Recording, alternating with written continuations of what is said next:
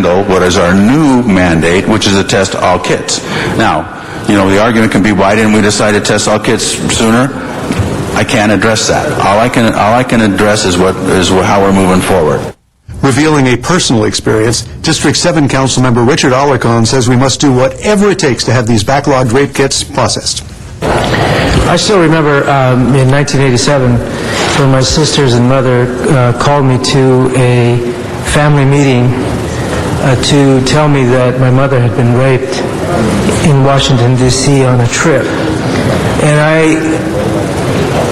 I still remember how the DA recommended to her not to come forward because she was in Los Angeles. It would be difficult for a woman in her 60s to go to D.C. and fight the case. But the DA didn't know my mom, and my mom fought the case. And eventually, the perpetrator was put in jail for 7 years. As I came to City Council, I sat down with Jack Wise. One of the first things I did, because I wanted to find out what was going on with these rape kits. And Eric told me that Jack was going to be the vanguard on that issue. So I sat down with Jack and I gave my full support for any measures that it would take to clear out these rape kits. Because I couldn't even fathom how many times that guy could have raped somebody else if my mom had not come forward. I couldn't imagine how many people would be deterred from reporting any kind of crime if my mom had taken the DA's advice. And I think, when I think of the thousands and thousands of kits that have not been processed, I think that we've created almost psychology, because you know how the system works. The guys know what will be filed and what won't be filed. They know. And I believe they know that rape is not a priority in our city. And I believe that it encourages others to act in the same way. So whatever it takes, we got to do it. Saying it's disturbing that we're still talking about a backlog of rape kits, District 15 Councilmember Janice Hahn asks about outsourcing, sending kits to outside private labs. Really, all women in this city and beyond, the right to be protected against, this type of a crime. Those rights are being violated because we have not tested this evidence and then really made it a priority to find these men and prosecute them and get them off the streets. And it's really creating a very unsafe environment in Los Angeles. And if there's anything that's at your core, it is to protect and to serve. So it's really very disturbing. I'm trying to get a handle on,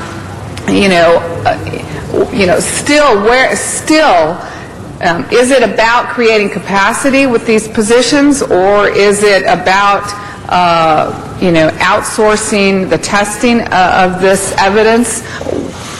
Is it equal? Are you putting more emphasis on the backlog or on creating capacity as we move forward? It has to be both. It absolutely has to be both.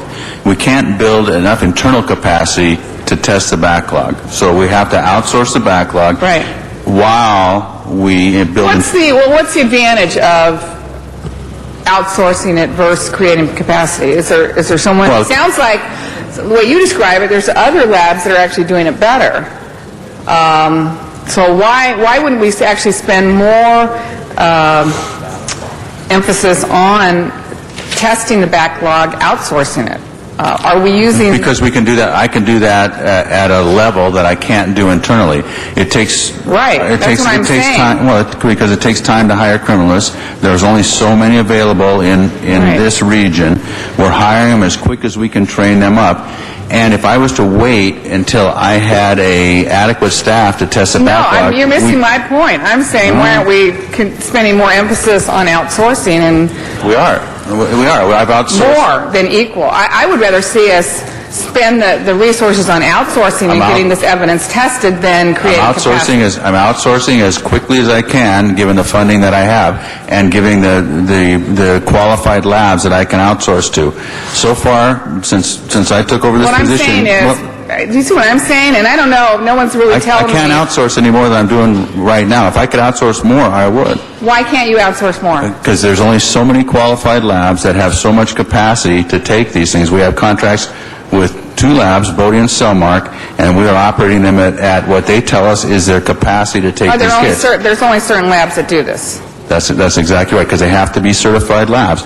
Now, we're actively looking for more labs, but the other thing is that I'm on target to spend all the funds that I have by the end of this fiscal year. So we have a measured process to get this thing done. Before the final vote on the matter, Jack Weiss offers some closing remarks. And I think we're all looking forward to the day when we can not only just put this issue behind us, but really ensure that the LAPD is a true model for the rest of the region and the nation. And I think I have a feeling, based on everything that was discussed here today, that is in fact going to happen. Thank you all. Madam Clerk, let's conclude the public comment as well as the comments from council members. Can we have this issue before us? Yes, Mr. President.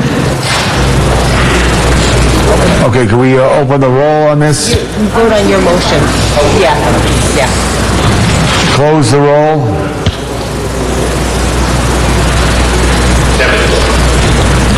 Tabulate the vote. 14 ayes. Thank you, Anna. Thank you very much. It was learned Friday that the proposed children's museum under construction in the San Fernando Valley would have to file for bankruptcy. The museum would need at least $22 million to open its doors. Richard Alarcon says the city is currently in positive discussions with the museum. Members, as you are now well aware, the Children's Museum announced yesterday that the board took a vote on Wednesday evening to file a bankruptcy under Chapter 11, under Chapter 7, which essentially is a liquidation of the entire organization. While the bankruptcy has not been filed, as far as we know, we are in communication with the executive director of the Children's Museum, and they recognize that the city has to take certain actions. These 5 actions would allow us to develop the appropriate mechanisms to protect the facility and the city's broad interests in this matter. So I would ask that, and I should mention that this was crafted in consultation with the CLA, the CAO, the city attorney, and the mayor's office. And I should say that while this is not a good day for the children of Los Angeles, we absolutely are working diligently to develop a program of positive endeavors at the site. I want to stress that the direction of the board, as I was informed by the executive director of the museum, was that the bankruptcy had to be filed before no later than April 17th. So that stresses the urgency of Los Angeles taking these actions, and I would urge your aye vote. Standing in support of his colleague, Jack Weiss says this is a loss for the entire city, not just Council District 7. Mr. Alarcon, I just want to say to you, you're former Senator and current Councilmember Alarcon. We now have former Councilmember and current Senator Padilla. You guys have both poured your heart and soul into this project, and to do a wonderful thing for the kids of LA, but particularly the kids of the Northeast Valley. And you've had all these fastballs thrown at your heads, I just think that it's something that it's important for all of us that, even though the issue is in CD7, that all of us understand that it is much more than a CD7 issue. It's an issue that's really about the good of the whole city, and we all have to come together for you and help you, because you're going to need lots of resources, more resources than just you can bring to bear from the CD7 perspective. We all need to participate with you and help you in that. All right, thank you. With that, Mr. Alarcon? To instruct the clerk to do what? Put this item on the Tuesday Put this agenda. item on the April 7th agenda. Okay. With that, let's go ahead and open the roll, close the roll, and tabulate the vote. 10 ayes. All right, that will be the instruction. Forthwith, please, without objection. We will continue to watch this story as it unfolds and bring you updates on the course of action. Now, if you have suggestions or comments about any of the programs you see here on Channel 35 or would like to receive a free viewer guide, call our viewer hotline at 213-473-3978. And we invite you to address the Los Angeles City Council on any item on the council agenda, as well as during public comment. You may come downtown to City Hall or go to either the Van Nuys City Hall or the San Pedro City Hall and participate via video teleconferencing. Remember, you can watch all Los Angeles City Council meetings live in their entirety on Tuesdays, Wednesdays, and Fridays beginning at 10 a.m. On Sundays, you can watch the replay of all the week's meetings, also beginning at 10 a.m. Council Week in Review can be seen Monday through Friday at 9:30 a.m. and 6:30 p.m. On Sunday at 9:30 a.m. Well, that concludes our program for the week ending April 3rd, 2009. On behalf of Lee Smith and everyone here at Channel 35, I'm Jack Popejoy. Thank you for watching, and please join us for the next Council Week in Review.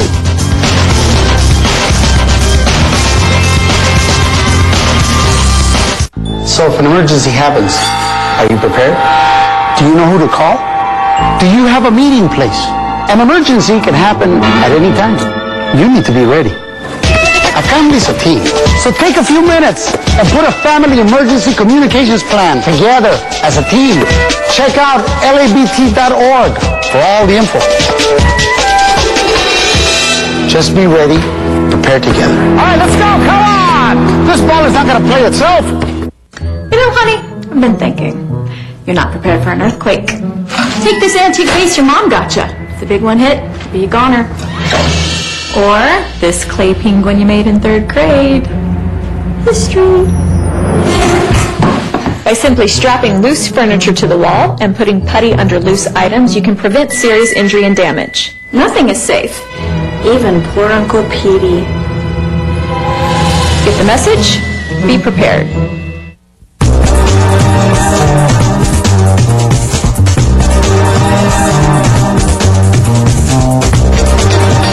LA City View Channel 35. Your city, your channel.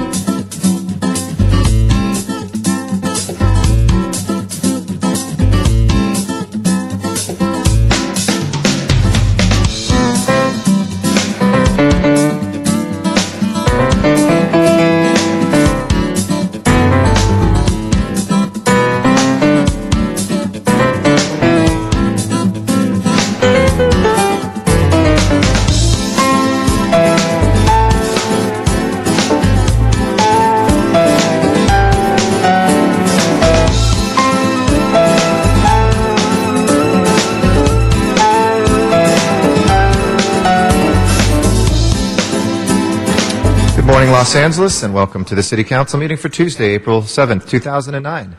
We're here in the John Ferraro Council Chamber, room 340 of City Hall. We meet here every Tuesday, Wednesday, and Friday at 10 a.m. I want to welcome members of the public who are here in the council chambers, as well as those viewers on Channel 35, the city's cable system, which broadcasts each of these meetings live and rebroadcasts the meetings in the evening.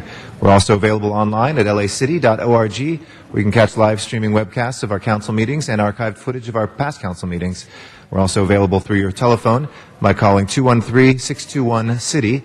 That's 213-621-CITY, and you can listen into the city council meetings or any of our committee meetings as well.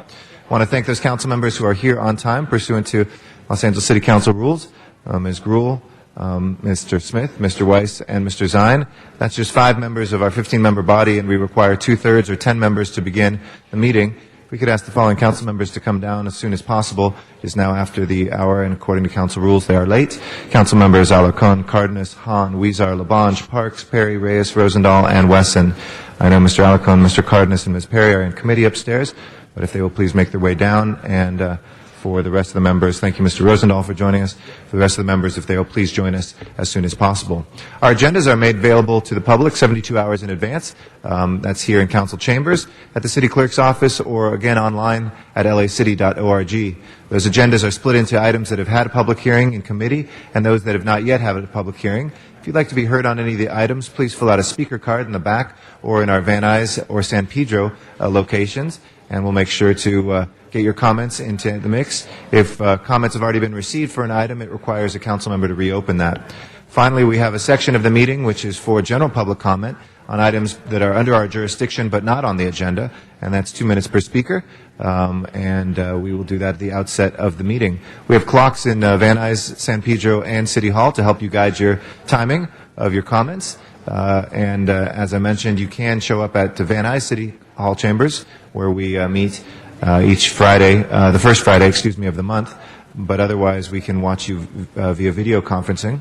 The same facility or capability, is set up in San Pedro as well. So if you live closer to either Van Nuys or San Pedro, you can save yourself a trip and any traffic coming downtown. Thank you to the council members who are here. We are just awaiting 2 more council members.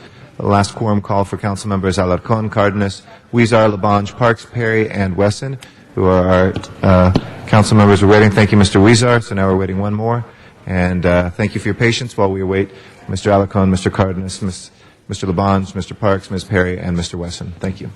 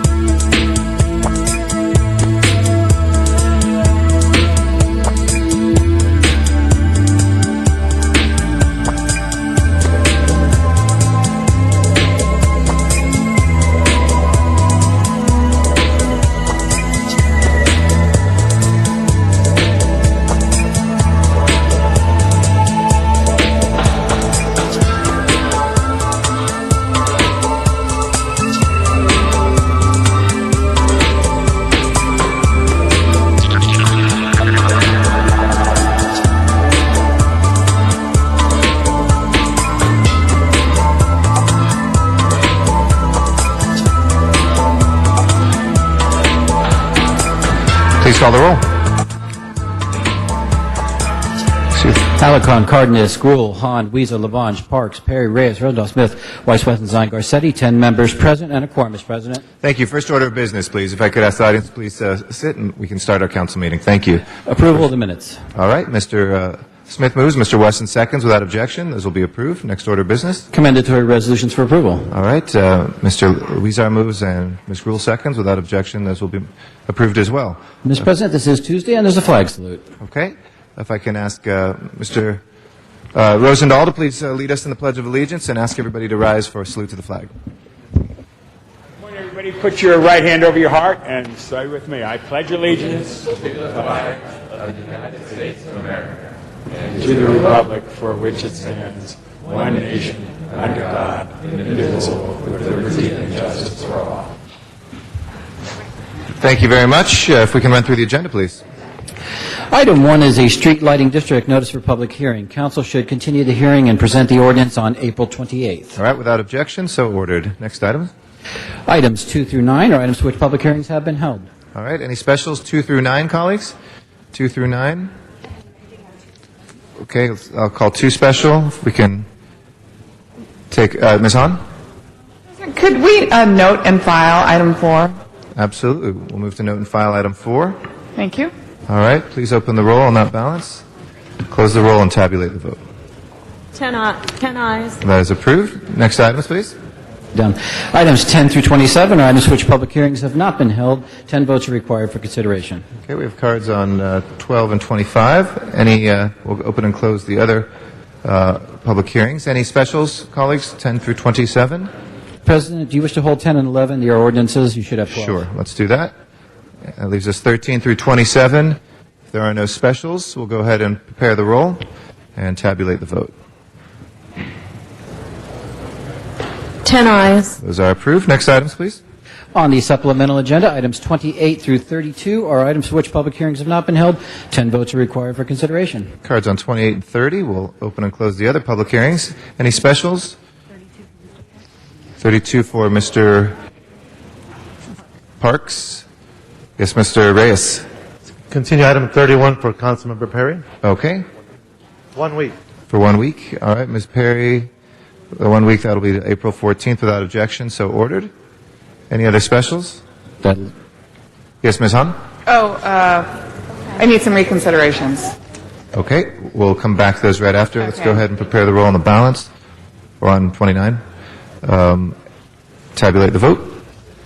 10 ayes. That is approved. Yes, Ms. Hahn? Ms. Hahn? We need to consider item 11 and 27 for Mr. Labange. 11 is still on the table, so is it? don't worry that we have that. okay. Let's go ahead and please open the roll on reconsideration for 27. We didn't miss it. Close the roll and tabulate the vote. 10 ayes. And we'll call that special for Mr. Labange. We're still awaiting Mr. Alarcon, Mr. Cardenas, Mr. Labange, and Mr. Parks. Ms. Perry is excused today. All right. We'll go to general public comment now. Rafael Nadal is our first speaker. If I could ask folks in the aisle to clear the aisle out. Thank you. Good morning. Good morning. President Obama, the crisis in the Middle East has gone on too long.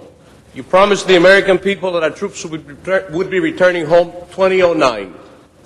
The crisis has gone on too long. Now, Mr. President, we have plenty of beds and bases where to train the officers' corps and drill instructor. Please, President Obama, bring our troops home. I encourage you to visit www.nadalforcongress.com.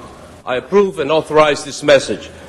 Now, President Garcetti, you would agree that the Los Angeles Police Department has one of the finest, if not the finest, training center right here in Los Angeles. I would urge you to get in contact with the State Department and perhaps coordinate a training center where the Iraqi Police Department cadets would be trained right here at Elysian Park. It's time to bring our troops home now, not 2011. Please, I encourage you to look at www.nadalforcongress.com. Thank you, ladies and gentlemen. Thank you, Mr. Nadal. Sean Murphy is our next speaker.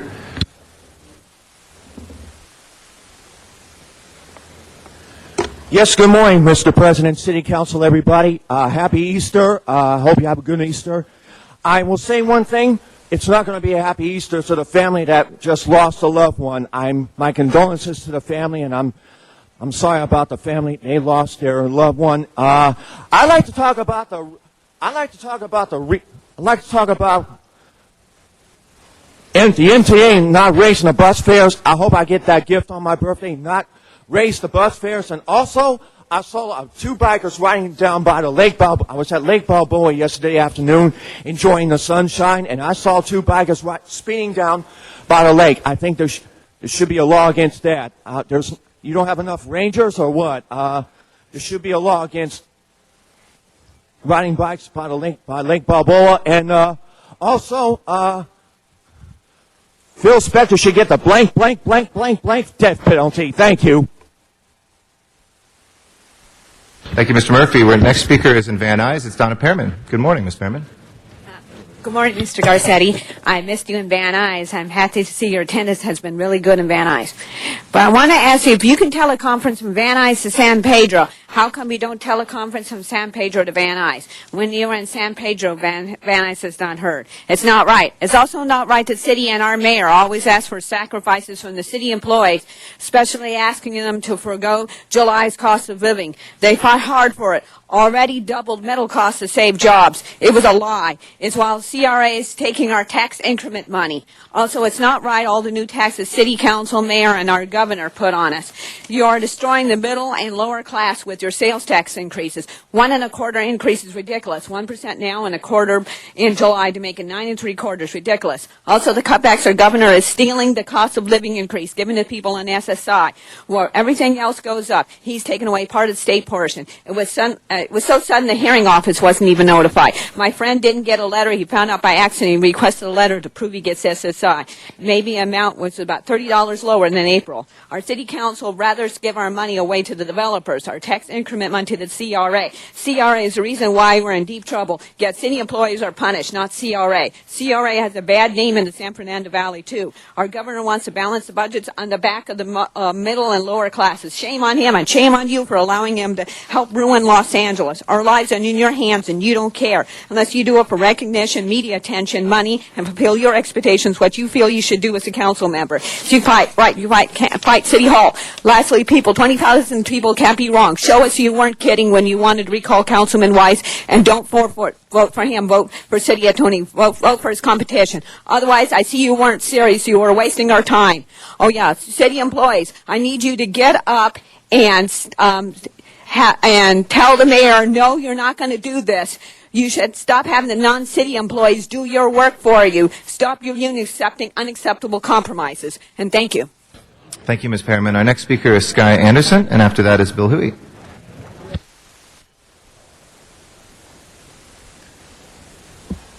I'm Sky Anderson, a resident of Hollywood. After I spoke last week about the representative, Mr. Garcetti, not being available, Sam Siegel came out and talked to me, a staff member for Mr. Garcetti, and I have an appointment with him on Thursday. Hopefully we can work out a program to help the homeless. About 2 years ago, I complained that the sidewalk in front of the Chinese Theater was being shut down frequently by publicity seekers. Since then, it's been shut down very rarely by Mr. Garcetti's directive. Mr. Garcetti and Mr. LeBons have helped Hollywood tremendously with it's just grown and grown and grown and grown. But since the Academy Awards, the sidewalk in front of the Chinese Theater is being shut down very frequently. It was shut down last night about 6 o'clock. Somebody about a week ago was putting on a movie and they shut down the sidewalk on the streets. And it's getting worse. The lobbyists and the publicists have taken over again. What happens is the travel agents realize they can't send people to Los Angeles because they don't get the benefit, and the tourist industry dies. The other thing is the homeless. I live in the Knickerbocker Hotel, which is run by G&K Management. It's filled with about 99% Russian people. There are no black people in it, no Hispanic people in it, only people that are in it besides me and one other person are Russian. This is in direct opposition to the rules of HUD. I call HUD about it and they ignore me. HUD is corrupt. They won't enforce the law. G&K Management knows. I talked to Carol Glodney, the executive director of G&K Management. She won't enforce the law correctly. We have homeless people dying on our streets, senior citizens, and they can't get in a HUD-sponsored, paid for by HUD, senior citizen apartment building because of the corruption of HUD. We need to do something about that. Thank you. Thank you, Mr. Anderson. We'll look into that. We appreciate your comments. Bill Huey. Oh, yeah, Mr. Weiss wants to reconsider as Mr. Huey's coming up. Come on, Mr. Huey. If we can just reconsider to 17, take a vote on that. Yeah. Please open the roll, close the roll, and tabulate the vote. Mr. Garcetti? Oh, sorry. Hold on one second. We'll stay up there. We'll call that special. Yeah, Ms. Gruhl? Yes, I'm sorry, since we're just doing reconsideration, we have some changes on 13 and 8. If we could reconsider those and call them special. Okay. Let's open the roll on reconsideration for 8 and 13 as well. Tabulate the vote. 12 ayes. And those are both reconsidered. Mr. Huey, thank you for your patience. Go ahead. Good morning, Council President Garcetti and the members of the LA City Council. This is my bi-monthly report to the LA City Council about the unfair practices at the Los Angeles Housing Department. In 2001, the City of Los Angeles did away with the overcrowding law, and now tenants citywide can overcrowd apartments, and that causes excessive wear and tear to the units. This overcrowding creates substandard housing, and it creates slums. The end result of this politically correct law by lawmakers who don't have any experience in the management of apartment buildings. Then the LA Housing Department comes along, cites the landlords, and puts them in reap over minor cosmetic issues. This has happened to me and many landlords citywide. We know this is part of a bigger agenda to drive small landlords out of business so that politically connected real estate developers can come in and buy the properties which are under attack by the city for below market prices. My building was unfairly put in REIT. Recently, my tenants clogged up the plumbing in the building, so they illegally tampered with the plumbing so the wastewater would drain out at the back of the building. This smelly, dirty wastewater ended up in the driveway of the apartment building next door, and it upset the tenants who called the health department. The health department came out the next day, and then the day after that, we were in a hearing to deal with the matter. A supervisor at the health department was nice enough to call the LA Housing Department to help me get money from my REAP account so that we could fix the plumbing problem. When I went over to the LA Housing Department to request emergency funds, I was told it takes 30 days.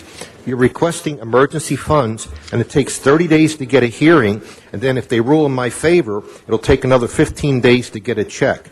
This is my money that the city has taken away from me illegally without the due process of law. The LA Housing Department is now the cause of the delay why I can't fix the plumbing in my building.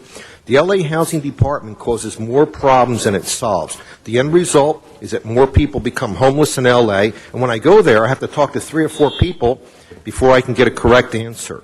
This is something you should look into. Mayor Villarreal. Thank you. Appreciate it. If you want to hand anything to the Sergeant at Arms, we'll be happy to take it or not. Thank you. Richard Kearns is our next speaker. After that is Dr. Clyde Williams.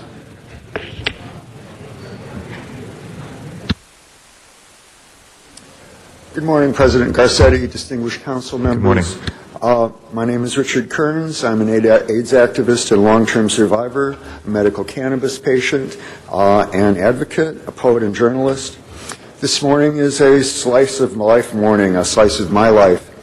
I am beginning the 3rd week in exile in a motel from my assisted care because of bed bugs that were discovered March 22nd.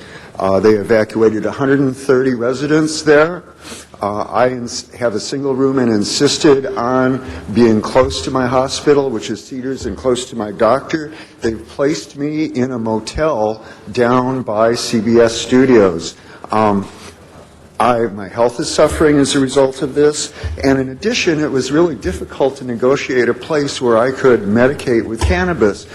There was an assisted care in Beverly Hills that turned me down, 1, because I'm too young, which means I'm a faggot with AIDS, and 2, because the other residents would be too curious about me and would violate my privacy to find out about the medical cannabis. This is a mess, and it illustrates some of the problems with the sort of suspended state of animation of the medical cannabis ordinance. I would urge you, number 1, to move ahead with this. We need to open the 187 clinics that are in place now. We don't need more clinics right now. We don't need to hear the hardships. And there are people that are threatening to sue the city as a result of any hardships that are turned down. Please open up the medical cannabis clinics. Please make it easier for people like me to survive in the city. I don't even know what to begin to tell you about the assisted care situation.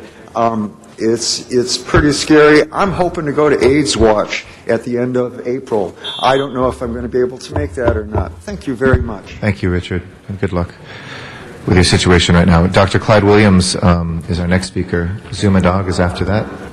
Dr. Clyde Williams, 4115 Barrett Road, El Sereno.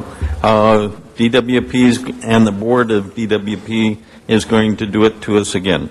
There is a drought. It will get worse. DWP rate system, however, does not promote water conservation. This year, the system has actually promoted some higher use. Right now, I conserve water use.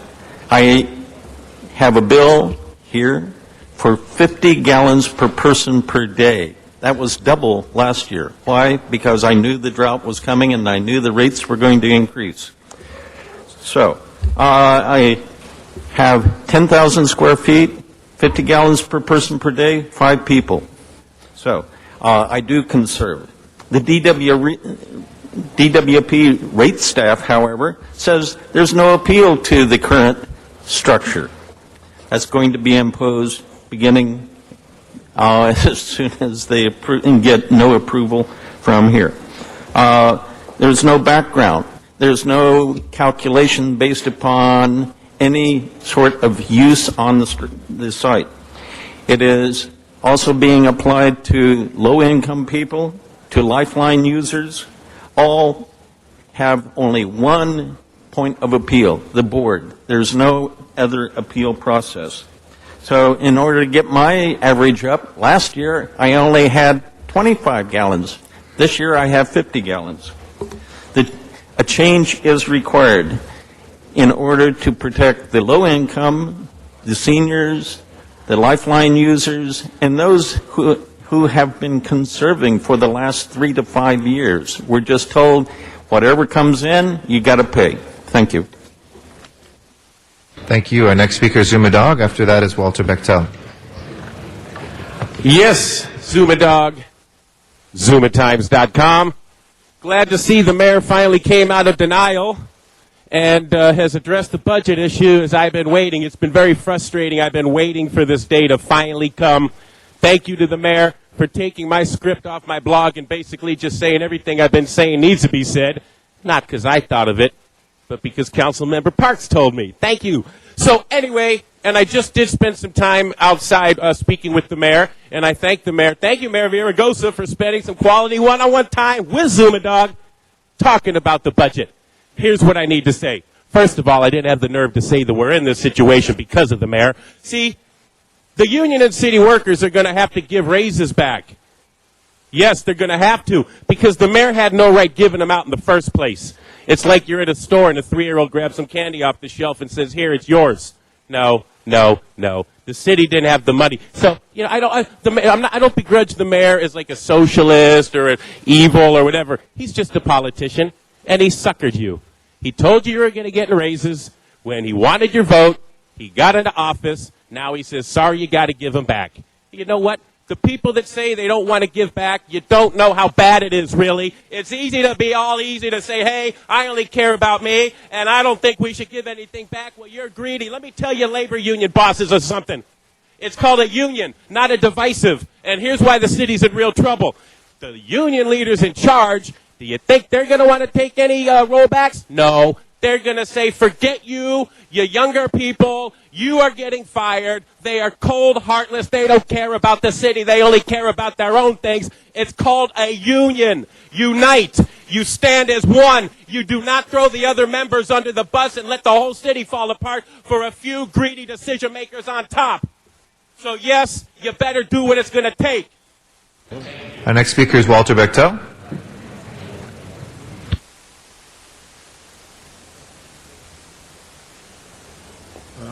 Thank you very much. I got a letter last week from the city attorney's office. I believe this is the Community Development Department's office, telling me about the Ford Hotel that you guys have tried to abscond from me. Would somebody tell Mr. Sains what the phrase replevin incipit means? C-E-P-I-T. It contemplates a question of ownership. He obviously did not read my letter, neither did he go to Black's Law Dictionary and read the definition that's quite clearly printed in there. The contracts that I had go back to 1995. They involved the Sidney Rothman Foundation and the former Epiphany Productions, and a young performer that I used to know, that used to be my friend, I'll give you her initials, AM as her initials, that I had a lawsuit that I went all the way to the Supreme Court with. This is what I'm contending, the ownership at the hotel there. I'm saying that you can't just go ahead and proceed before the question of ownership has been settled. I believe that's called property has to be free and clear before you go ahead and proceed as if. So I am contemplating and joining to the class action lawsuit that Ms. Carol Knapp filed on the 16th of March in the federal court. I believe I'll be entitled to a similar case on that. Thank you. Thank you, Mr. Bechtel. Our last speaker is Jeff De La Rosa.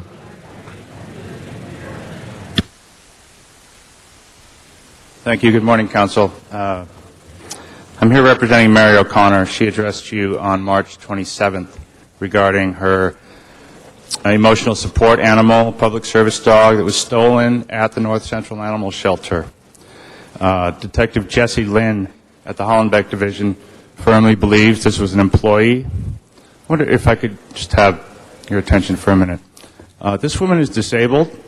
She was evicted for having a service dog and rendered homeless. Animal Services seized her dogs, and when she came to redeem them, when she had a place to live, they said, "Oh, we're sorry, the 3-pound Yorkshire Terrier has been stolen. Would you like another dog?" Now, where did she get the money to buy a $1,500 dog? From the last time she was evicted. The landlord settled with her to avoid a discrimination lawsuit against a disabled person, and she took half of that settlement, $3,000, to buy this dog. Now, Animal Services will do nothing. Ms. Gruhl advised Mary to talk to Mr. Boakes while he was sitting here waiting to be hung by you, and he did nothing. LAPD has no time. I'm asking for reward money, investigations. Mr. Boakes will do nothing. Captain Pam Hanna will do nothing. I will do something, and I hope you will do something. She is desperate. They know an employee took this dog. The dog's microchipped. Detective Lynn has searched 2 employees' homes and not found the dog, but now he's out of time. He's going to training next week. I need your help. Mary needs your help. I want this poster in every shelter. Thank you. Thank you, Mr. De La Rosa. We have next speaker is in San Pedro, Peter Burmeister. Good morning.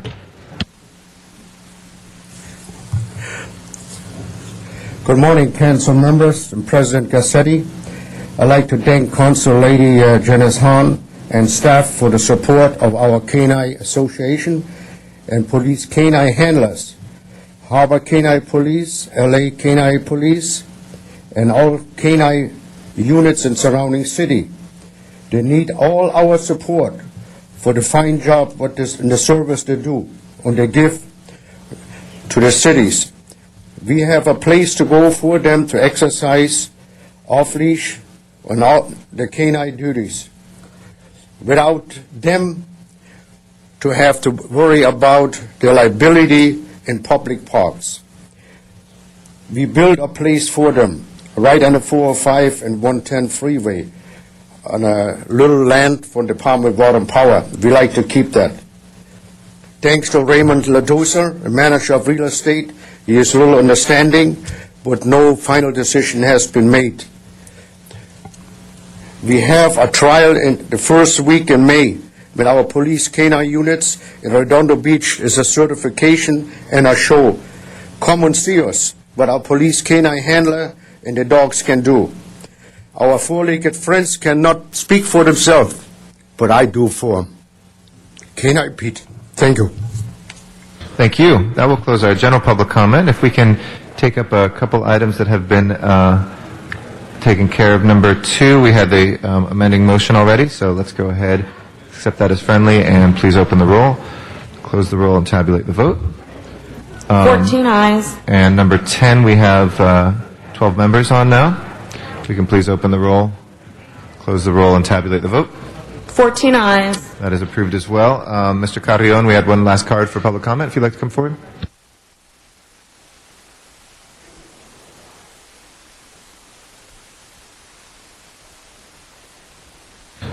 Good morning. Morning. My name is Michael Carrion. And as I drove here today again, there were 46 illegal vehicles, city vehicles parked, and nothing done about it.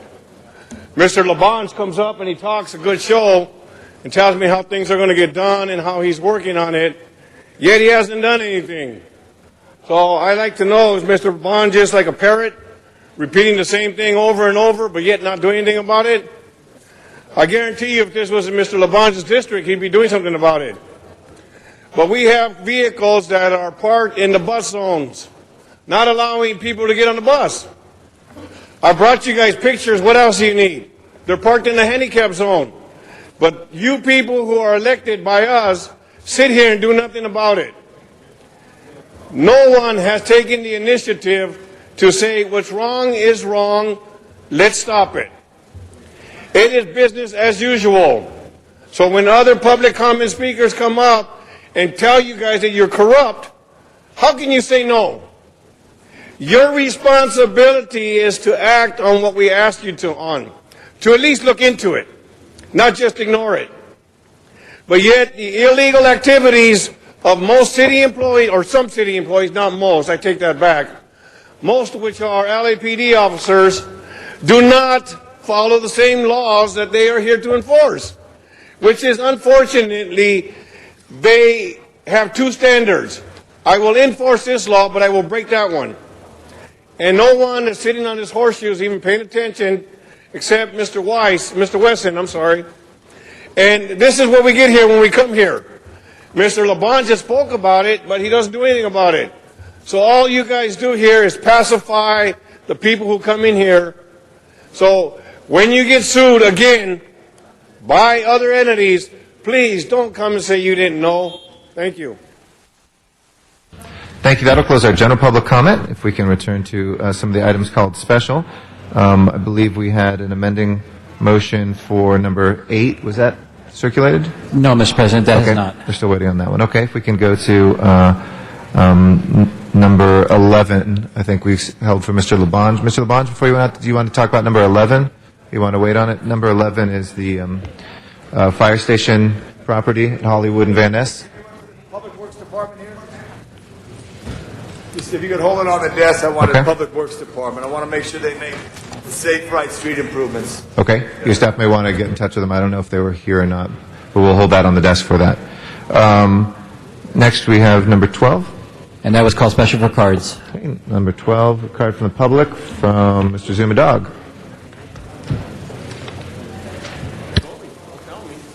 Oh, yes. Once again, rent escrow. I'm going to take 1 minute. Bill Huey was here. I said I retired this item on Friday, but Bill Huey showed up. So I'd like to say we got a federal lawsuit regarding the rent escrow program. And I couldn't hear very well because council members were talking. I couldn't even hear Bill, so I'll have to watch it on playback to see what it's about. But let me quickly recap regarding REAP rent escrow. The city, it's a vindictive, retaliatory city, and they're very, very desperate to shake down and collect as much money as possible. And so what they're doing is they're going around to all the smaller landlords that house the low-income people around town, the ones who aren't connected with the city council and the mayor as developers, and they say, hey, you got to do this, you got to do that, you got to do this, and all these little aesthetic improvements that no bank is allowing under these circumstances. So then they're deemed a bad landlord, and the city puts them under rent escrow, and then the landlords, well, they don't get the money anymore, and before you know it, they can't comply. So that's how the city ends up winning, and then the buildings end up that they just say screw it, and they sell to the city council's preferential developer, flip them into expensive condos, way too expensive, nobody can afford. That's how the homelessness continues to rise, and so that's what's happening. Thank you. That's been a minute. I know the clock was malfunctioning. The clock was malfunctioning. If you want to go further, it's going to be a second minute right now, but that was 1 minute. Was that a minute? I was just trying to help you because we had a clock. No, I don't. Okay, if that was, I don't want to go any further into the minute then. Thank you, Mr. Don. Thank you. That will close our public comment on this item. If you please open the roll, close the roll, and tabulate the vote. 13 ayes. That is approved. Next item, please. Item 13 was called special by Councilmember Gruhl for amendments. Do you want to take 13, or you want to wait on that with the amendments? Take the chair? In a second, but if you want to do 13, I can wait. Okay. It's 8 and 13 are together. Okay. Do you want to? Well, I understand 8. Then we're still waiting for the motion. So why don't we wait on both 8 and 13? Okay. Okay. Because I think there's a motion. I was told that's. There's just some amendments the department has to do, but if we need to do they have to make a quick presentation. Okay. So if you want to hold off for a moment. Yeah, let's hold off just for a sec. Go to the next item, please. Item 17, called special by Councilmember Weiss. Mr. Weiss, item number 17 is before us.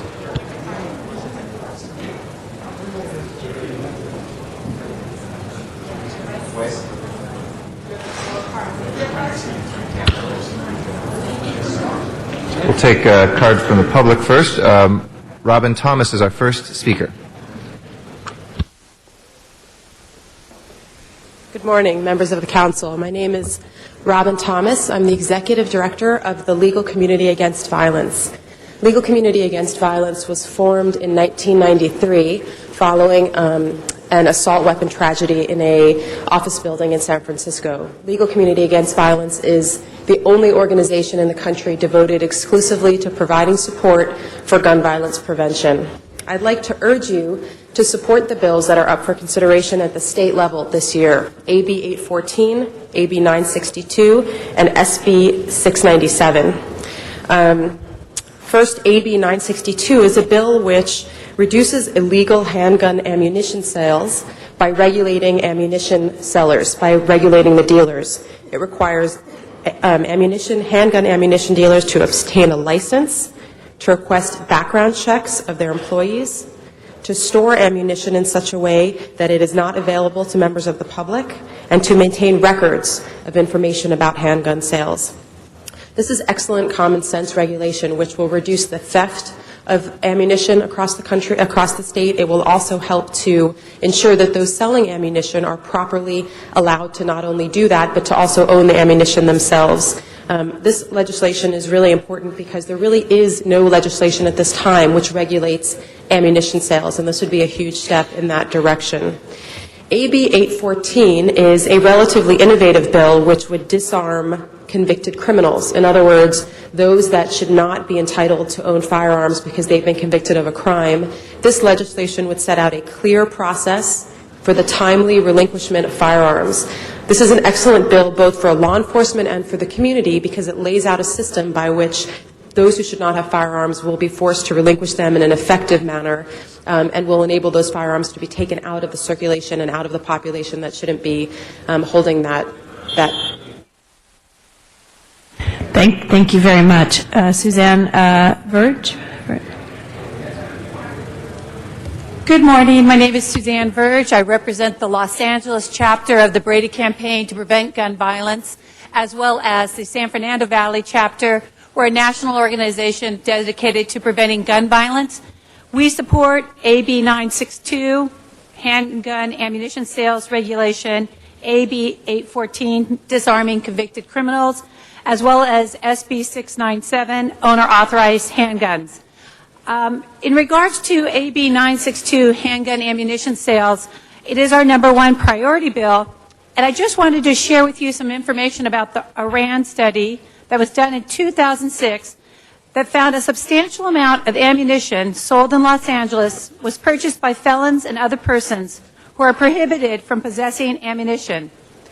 During the 2-month study period, prohibited persons purchased 10,000 rounds of ammunition at gun shops and sporting goods stores across the city of Los Angeles. Individuals prohibited from possessing ammunition continue to purchase ammunition through licensed dealers in California because existing laws provide no means of enforcement. So I encourage you to support these 3 bills. I know Public Safety up in Sacramento is looking forward to your endorsement if possible. Thank you. Thank you very much for being here. I'd like to now acknowledge Mr. Weiss. Thank you, Madam President, colleagues. This council has always, for years and years, and certainly for the 8 years that we've all been here, had a very strong record in terms of gun control. We now have several bills up in Sacramento that are sponsored by legislators from Southern California, from our area, including Mr. Krikorian and Mr. De Leon. These are good bills. As the Legal Community Against Violence and Brady and the Million Mile March have just pointed out, They are very good, common sense, no-nonsense gun bills, and exactly the sort of things that we should be behind. I'm very proud to stand with you guys, and I'm sure the council will support you unanimously. Thank you for coming today, guys. Thank you very much, Mr. Weiss. That you're the last speaker on the queue. Madam Clerk, if you could please call the roll on this item. Open the roll, close the roll, and tabulate the votes. 13 ayes. Thank you. Congratulations. Forthwith. Yes, forthwith. Next item. Item 25, called special for cards. Yes, we have 2 cards. Dr. Clyde Williams, 3 cards, and Zuma Dog. Dr. Clyde Williams, 4115 Bear Road, El Sereno. Hazard Park, the Hazard Armory Project, and Legacy LA. Where are the matching funds that were previously discussed? We would also indicate that there are several pipelines in Hazard Park that need to be repaired. Maybe the pipeline funds can repair those also. We would also recommend that the neighborhood councils related to Hazard Park be included as they were indicated in item 2, 5B. So maybe the street repairs and the sidewalk infrastructure could be included in the item 1, the ARRA. Sorry, item 2. Thank you. Thank you. Zuma Dog is our next speaker.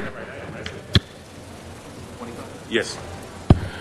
Yes, I just have to weigh in for a minute. As you know, my new moniker is LA's Bamboozle Buster, shining light on political shadiness. We're talking about CD14. That's always a red flag. In this case, never more appropriately.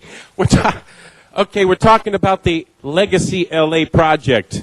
Okay, they want to take money from one project and give it to the Legacy LA. I believe that is a nonprofit that has. Hey.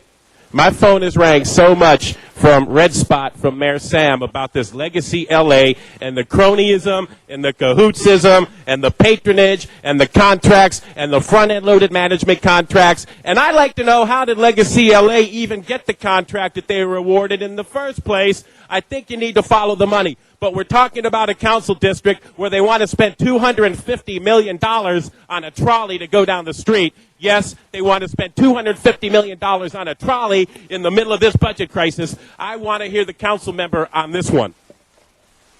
Thank you, Mr. Dog. That will close our public hearing on this item.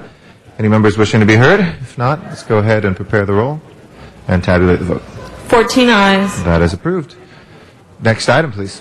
Item 27, called special by Councilmember Labange, and a substitute motion has been circulated. Okay.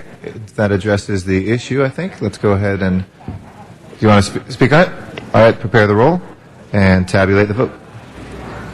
14 ayes. That is approved as well. Next item, please. Item 28, called special for cards. Sorry, Mr. Labange? 11's okay, too. Okay, let's take up number 11. Then go ahead and prepare the roll on 11 and tabulate the vote. 14 ayes. Okay, that is approved as well. If we can go back to 8 and 13, I think we're ready. Or let's. We're holding 8 and 13 on the desk, and if Ms. Gruhl is ready on those, we can take that up.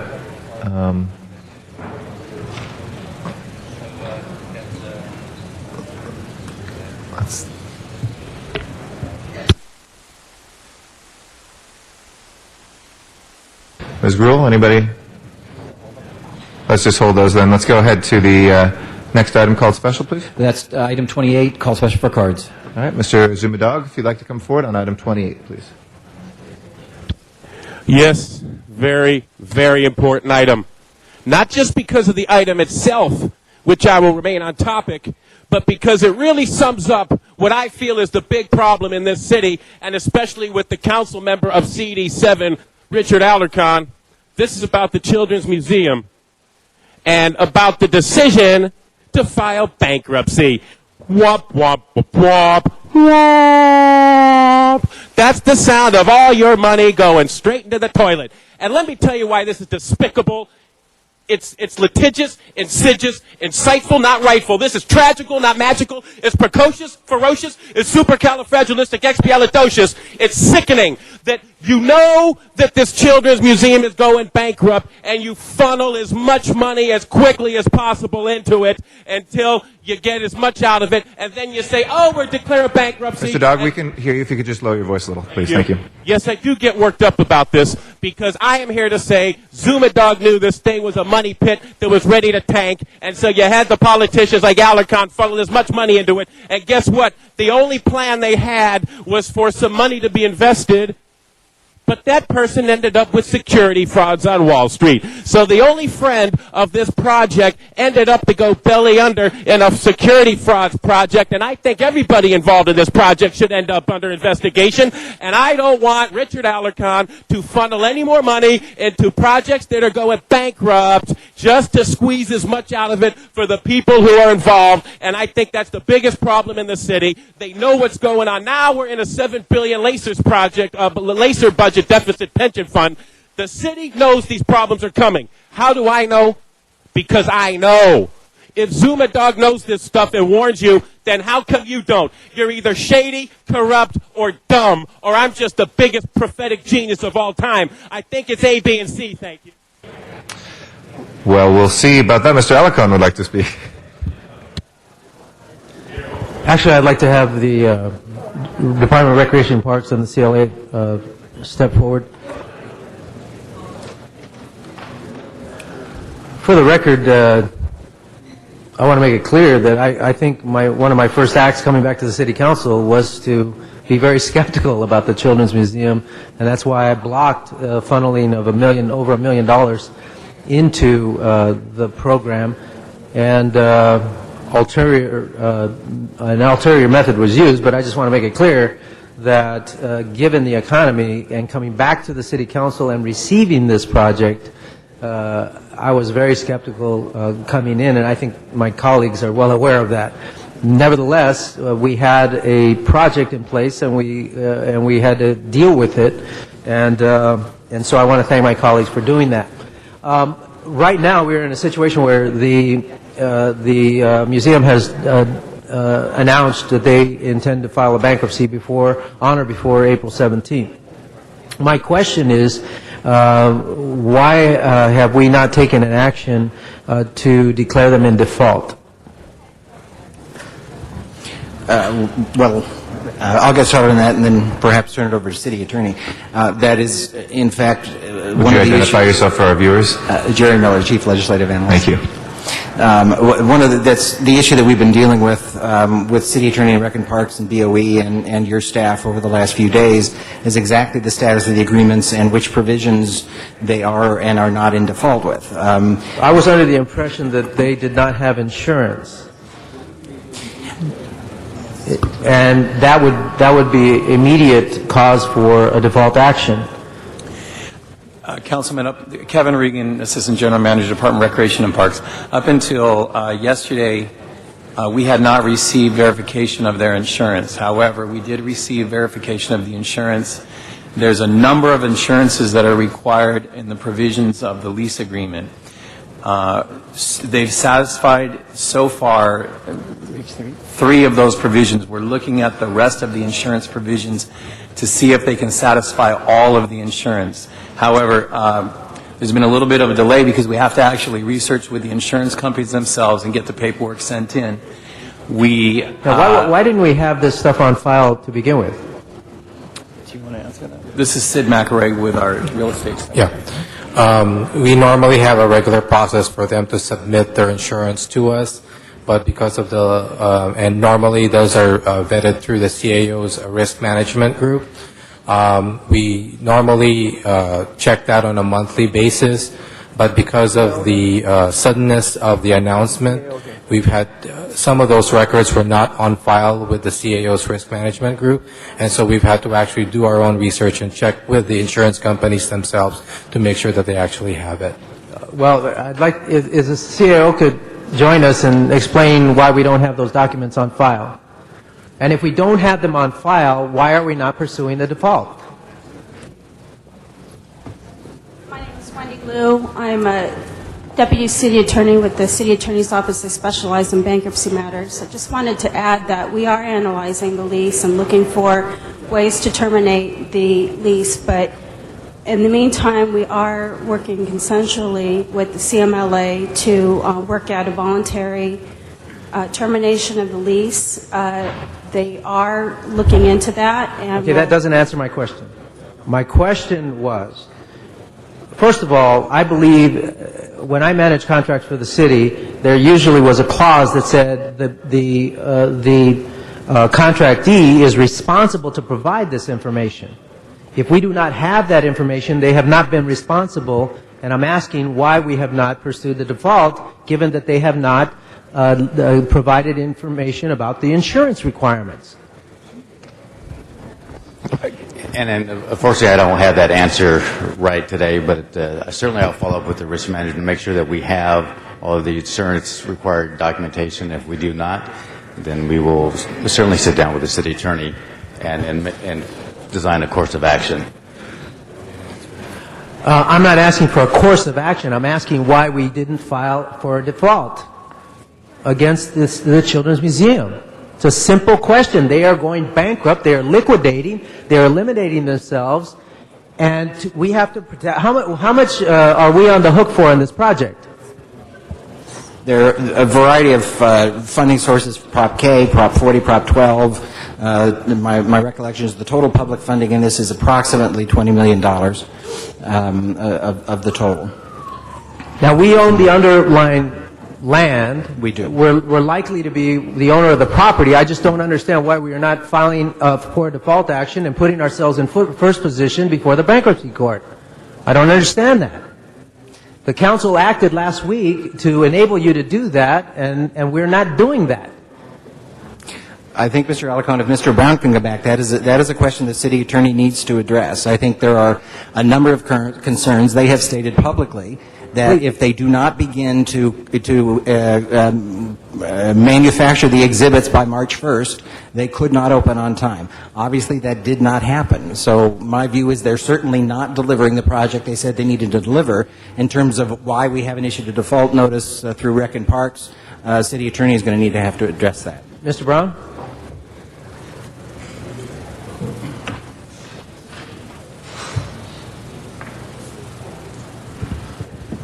Yes, Councilmember. I attended a meeting yesterday at which the grounds for default and termination were discussed, and the only one that would allow for termination prior to the bankruptcy filing would have been the one involving the failure to maintain insurance. However, we've discovered that they do have insurance. So that's how did you discover that? We discovered that by asking for verification of it, and verification has been provided. Wait. You're saying that they have insurance because you asked them if they had it? No, they've shown that they have it. So you have verification of insurance? I don't personally have it, no, but I believe. So are you declaring or are you not declaring that they have insurance? That meets the criteria of the contract. I believe they have insurance. I don't. But you have no basis for that because you don't have you haven't seen it. I believe Rec and Parks has seen that. Is that correct? Has Rec and Parks seen that? Have you seen the verification? Sid Makarag again. Right now, on record, and the CAO's record, they have 3 insurance policies on record. Of the 3 on record, one of them is expired, which is their workers' compensation. Okay, no workers' compensation. Correct. However, at the meeting that Mr. Brown was indicating, they've indicated that they have actually updated their workers' compensation to be current standards. Wait. Do we have a copy of their insurance or not? On record, no, we do not. So we do not, Mr. Brown. How could you say that they have insurance?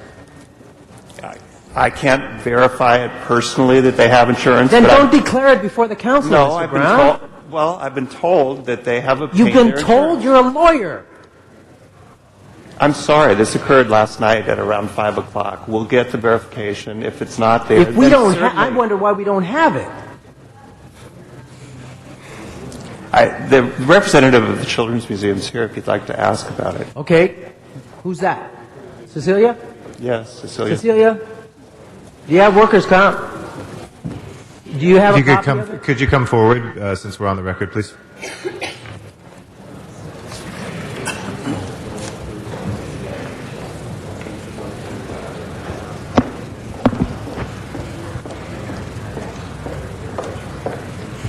Thank you.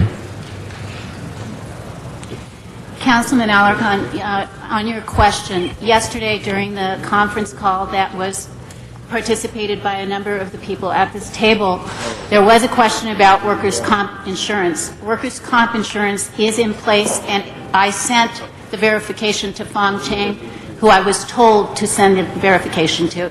It was sent last night by my insurance company. Okay. So it's in place. Is the children's? Are you declaring that the Children's Museum is in compliance with all the insurance requirements of the contract? Yes, we have. But we do every not have insurance- verification of that. When will we have that? It actually is already at the city, but I will make sure it gets to whoever it absolutely. I was told to send it to Fong Cheng, and I sent it yesterday. Frank Cheng is with working for the Bureau of Engineering, so we'll have to verify with him the receipt of those records.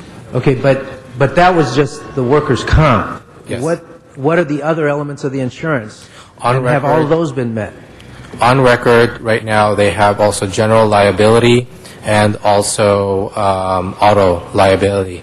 And the CAO's records indicate they're all current till March, till the end of this, till April 09. Were those the only insurances required? What I have done also is that I have looked over the lease again, and working with the city risk manager, I've asked them to go over the lease to make sure that all the insurance requirements in the actual lease have been complied with, and that's being done today. Okay. Notwithstanding the insurance issue, and I would ask the department to get those insurance documents in place as quickly as possible, but it still does not address the issue of why we are not pursuing the default action when the organization has declared that they are not going to meet their commitment. We are pursuing default, but we do not have a basis to hold them in default at the moment. What do you mean? They took a vote to declare bankruptcy. They've gone public. They said it to the press. The intention to file bankruptcy cannot be held as a basis to terminate a lease. There is a provision for that in the lease, but it's not enforceable in bankruptcy court under the bankruptcy code. Do the provisions of the lease, are they aligned with the contractual obligations that we have with this organization? Yes, but An announcement that they're going to liquidate? a board An resolution... announcement that they are going to liquidate does not violate the terms of the contract? Of any of those contracts?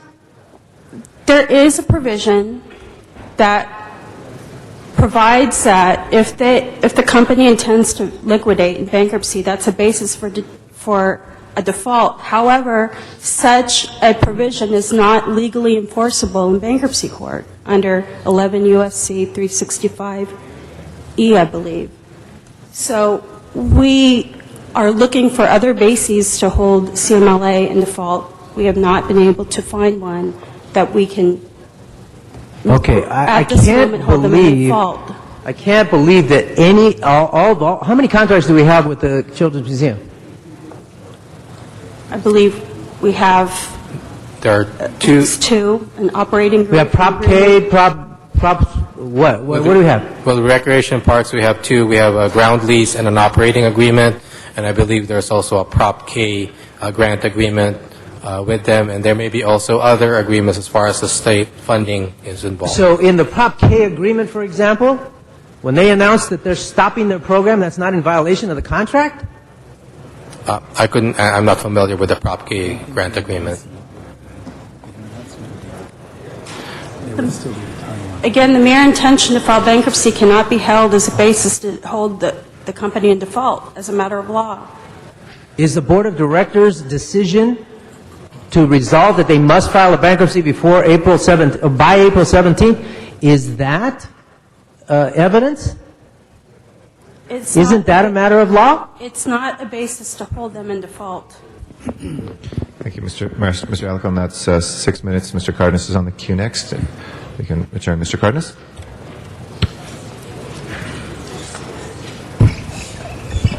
Now, the Children's Museum received funds from various sources in the city of Los Angeles. At least 3 obligations are upon the Children's Museum because they receive funds from the city of Los Angeles, correct? Correct. Okay. Now, are they in compliance? Let's set aside their announcement that they're going to file bankruptcy, or they filed bankruptcy, and that was a decision of their not-for-profit board. Are they in compliance with us right now with their obligations and commitments to the city and the constituents of Los Angeles?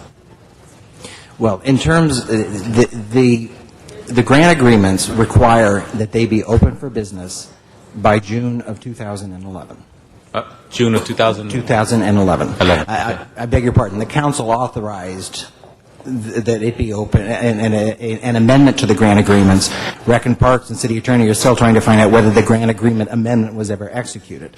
But this council authorized amendment to the agreements that the museum be open to the public in June of 2011. Now, as we sit here today, the museum, and again, Cecilia and her staff, I mean, they built the building. The building has a temporary certificate of occupancy. The issue now is manufacturing the exhibits for the museum. In order for them to open in June of 2011, that manufacturing needed to begin in March of this year. That hasn't happened. So prospectively, from information that has been presented to the Oversight Committee and the Council,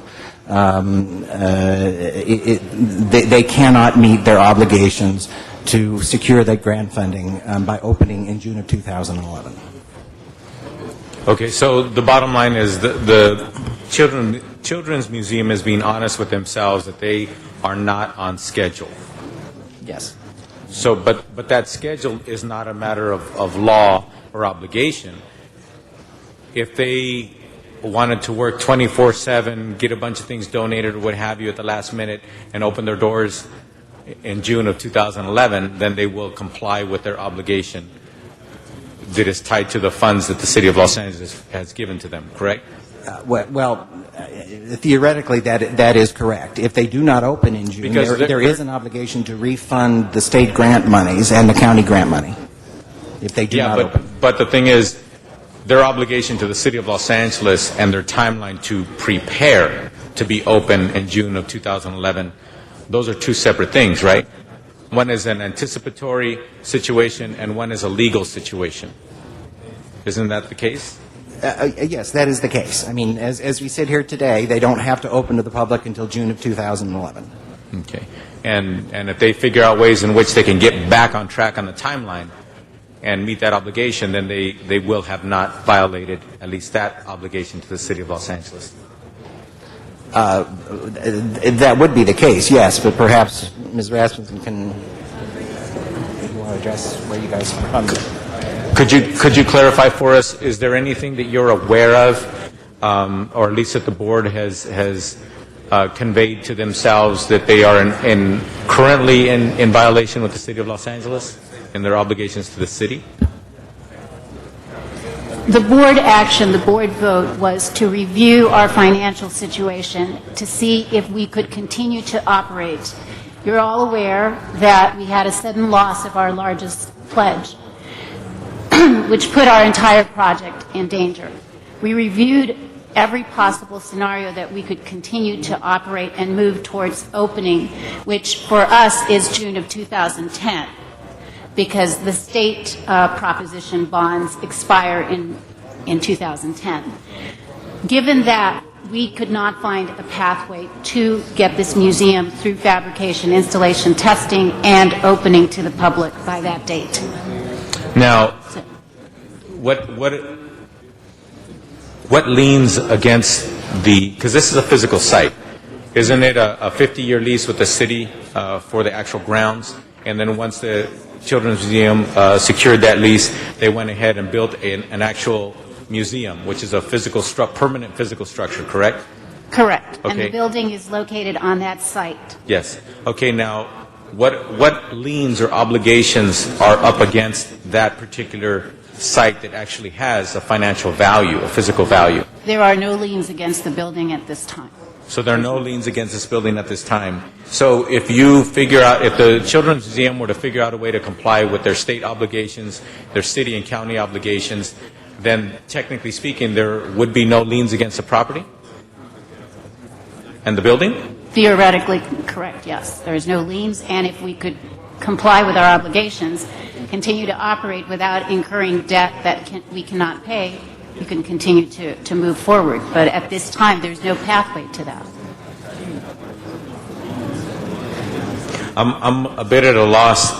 You have a site that you've secured for 50 years, and then you have a building that is, what's the round figure to the nearest $10 million, the value of the building? The building is approximately $22 million worth. $22 million worth of building. And I would imagine that you have potential for at least a little bit of revenue stream if you charge $2 per kid, $5 per parent, or what have you. Is there any potential for revenue stream for the traffic coming in and out of the museum? Once it opens, certainly there was going to be revenue generated. Has the board ever explored looking into bonding capacity so that you could actually operate the facility and bond against the actual value of the building? We did look into it, and it wasn't a financial tool that was available to us. This was actually investigated in 2008, early 2008. Well, I find it hard to believe that an organization that has a facility that's worth over $20 million and actually has some potential for some modicum of revenue stream, and being a not-for-profit, you're a not-for-profit, correct? Correct, we are. That you didn't have any ability to bond against your facility and for the not-for-profit to take that on. My time? Actually, there are already bonds against the facility. It's the Prop K bonds approved by the voters. So, again, you can't bond against the facility twice. So that bond... No, excuse me, there's equity. There's a difference. How much are the Prop K bonds? Well, again, you can't place a lien on city property. So in order to bond against the value of the property, you have to place a lien on it. No, I'm sorry.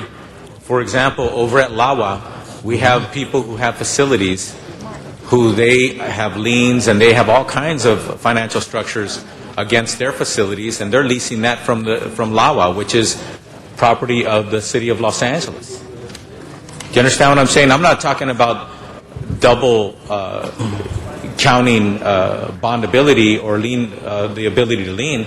I'm talking about the capacity of a facility to be able to have various mechanisms and still be within their capacity when it comes to the equity.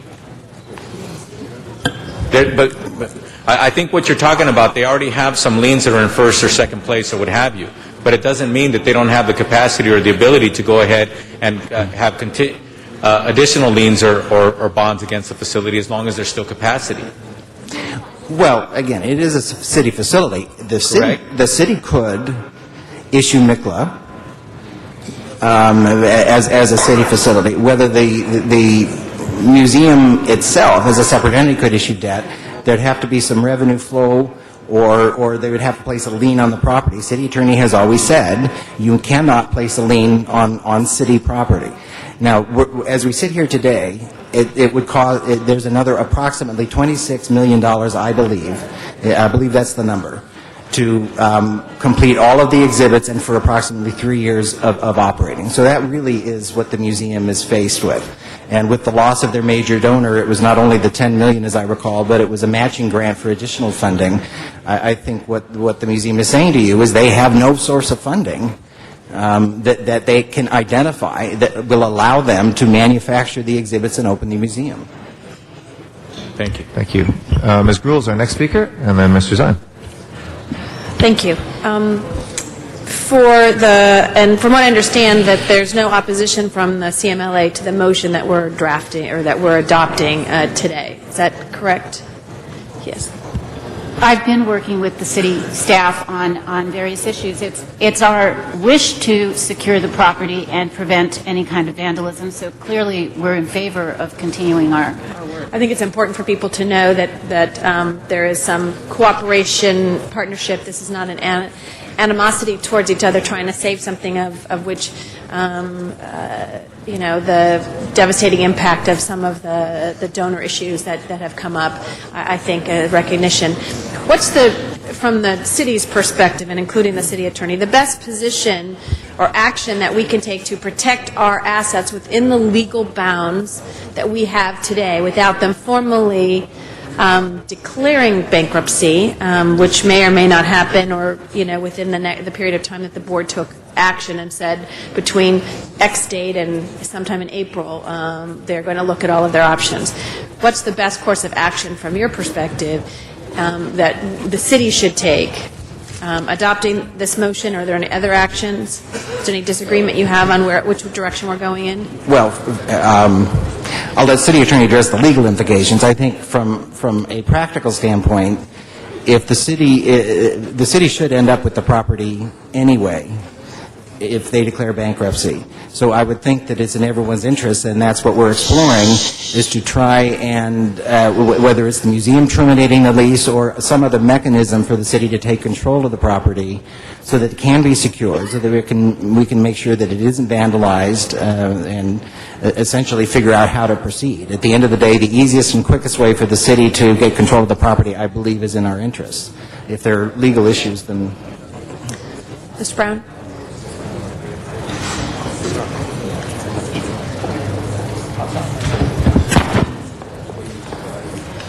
Yes, as the motion requested, the possibility of mutual termination has been explored, and CMLA is amenable to mutual termination. However, there's a provision in the Corporations Code that requires them to give 20 days notice to the Attorney General or seek a waiver. So we've requested, because it's very likely that the bankruptcy filing will occur before that 20-day notice is up, we've actually requested that the Children's Museum seek a waiver. And that's something that the Children's Museum director has agreed that she will discuss with her board at a board meeting that they're having tomorrow night. I also wanted to say that just because we did not issue a notice of termination under the lease for failure to maintain insurance doesn't mean that we're not continuing to explore other courses of action to default and terminate the agreement. But as you pointed out, Council Member, all of these explorations are being done on a friendly basis with the Children's Museum, on a cooperative basis. They would like us to have possession of the property as soon as possible. It's starting to look like, because of timing, if we were to default them under the lease, we would have to give them 30 days. We'd have to, I'm sorry. We would have... Colleagues, I love you all, but I can't hear. So the city would have... Mr. Parks and Mr. Labange and Mr. Rosendahl, I think Ms. Gruhl's having trouble hearing. If you guys don't mind taking the conversation behind chambers. Thank you. The city would have to provide 30 days notice, and because of that, the timing with regard to the intended bankruptcy filing would take us into the bankruptcy period. And so being aware of that, I think the primary concern of the city should be now, as stated by the CLA, to secure the property and to seek to obtain possession of the property as soon as possible. But understanding that the legal constraints would not require us to immediately obtain possession of the property at this time. are there other instructions that we should include in addition to this motion that protects the 20-day issue or the mutual, handing over the property to the city or what other, again, there's a lot of bankruptcy law that, depending upon the positions we take, can either help us or harm us, and similarly to the Children's Museum, and that could help us or harm us as well. So I think I just want to make sure that what we're doing protects us in the future for the property and for our investment as well. Mm-hmm. Well, again, I think what would best serve the city is to protect the property, as you've indicated. And because there's a cooperative spirit going on now, Reckham Parks is, they're going to be making an appointment in the next day to inspect the premises, understand exactly what the situation is there and what it would require to secure the property. And again, we've met with nothing but cooperation from the Children's Museum in that regard. So I think if the council would if the focus would be on directing the department to secure the property, I think that would be our best strategy at this point, because I think as long as the property is secured, at some point it's very likely that through the bankruptcy, more likely than any other way right now, the city will obtain possession of the building. Okay. Thank you. Thank you, Mr. President. Mr. Zine. Thank you, Mr. President. Good morning, everyone. Another challenge for the city. What about the state of California? This started with Alex Padilla, who's now a state senator, formerly a city councilman. I know he championed to build this museum in the district, his district. Is the state involved at all? Has Mr. Padilla been contacted to see if there's any assistance can be gained from him? Well, the state is involved, and Mr. Padilla, of course, has been involved as well. I believe he's on the board. Now, in terms of the state, there is Prop 12 and Prop 40 money and an additional $1 million that flowed through the county that was actually state grant money. So there is state grant money as well as city grant money, Prop K money in the project. Well, with the bankruptcy, is there a way that it can be prevented with assistance from the state, some other avenue, some other opportunity? So I'm looking to see if there's an out other than the bankruptcy so the project can be complete for the people of Los Angeles. I certainly don't see one on the time frames that we're talking about. At the end of the day, if the state was willing to come up with another $26 million to manufacture the exhibits and provide some operating capital, yes. But have they been contacted? Has yes, Mr. Padilla been contacted to ask? They are aware of it, but no. Have they been contacted to ask? Can you provide assistance to prevent this bankruptcy? Because I know when the issue came up, Mr. Padilla was very involved in this. Senator Padilla was very committed to this, and he wanted to see that for his district, and there was a lot of support for that. Has he been contacted and brought up to date of the current status and how this is looming into a disaster? He has been contacted, yes. And there's not much that can be done from that level? Well, certainly not at the time frames we're talking about. The bottom line is the museum does not have even operating capital. They cannot pay their staff. They do not have money to operate. And it is built out at this time, or no? The building is complete. There's some transportation work external to the building that need to be done for a permanent certificate of occupancy. There is a temporary certificate of occupancy in place. So it could be put in operation, and the $26 million you mentioned is for the exhibits, the displays that will be placed in there? And operating capital. Approximately $3 million would be required to complete all of the other capital improvements to get a permanent C of O, and then the building could be occupied. The question from a grant standpoint is, what would it be occupied as? And if it isn't operating as a children's museum, there is an obligation to repay the grant money. And the other question I have is the items that were removed from the Civic Center, where we used to have a children's museum. Where are those items? Well, we had a children's museum that was in the mall area.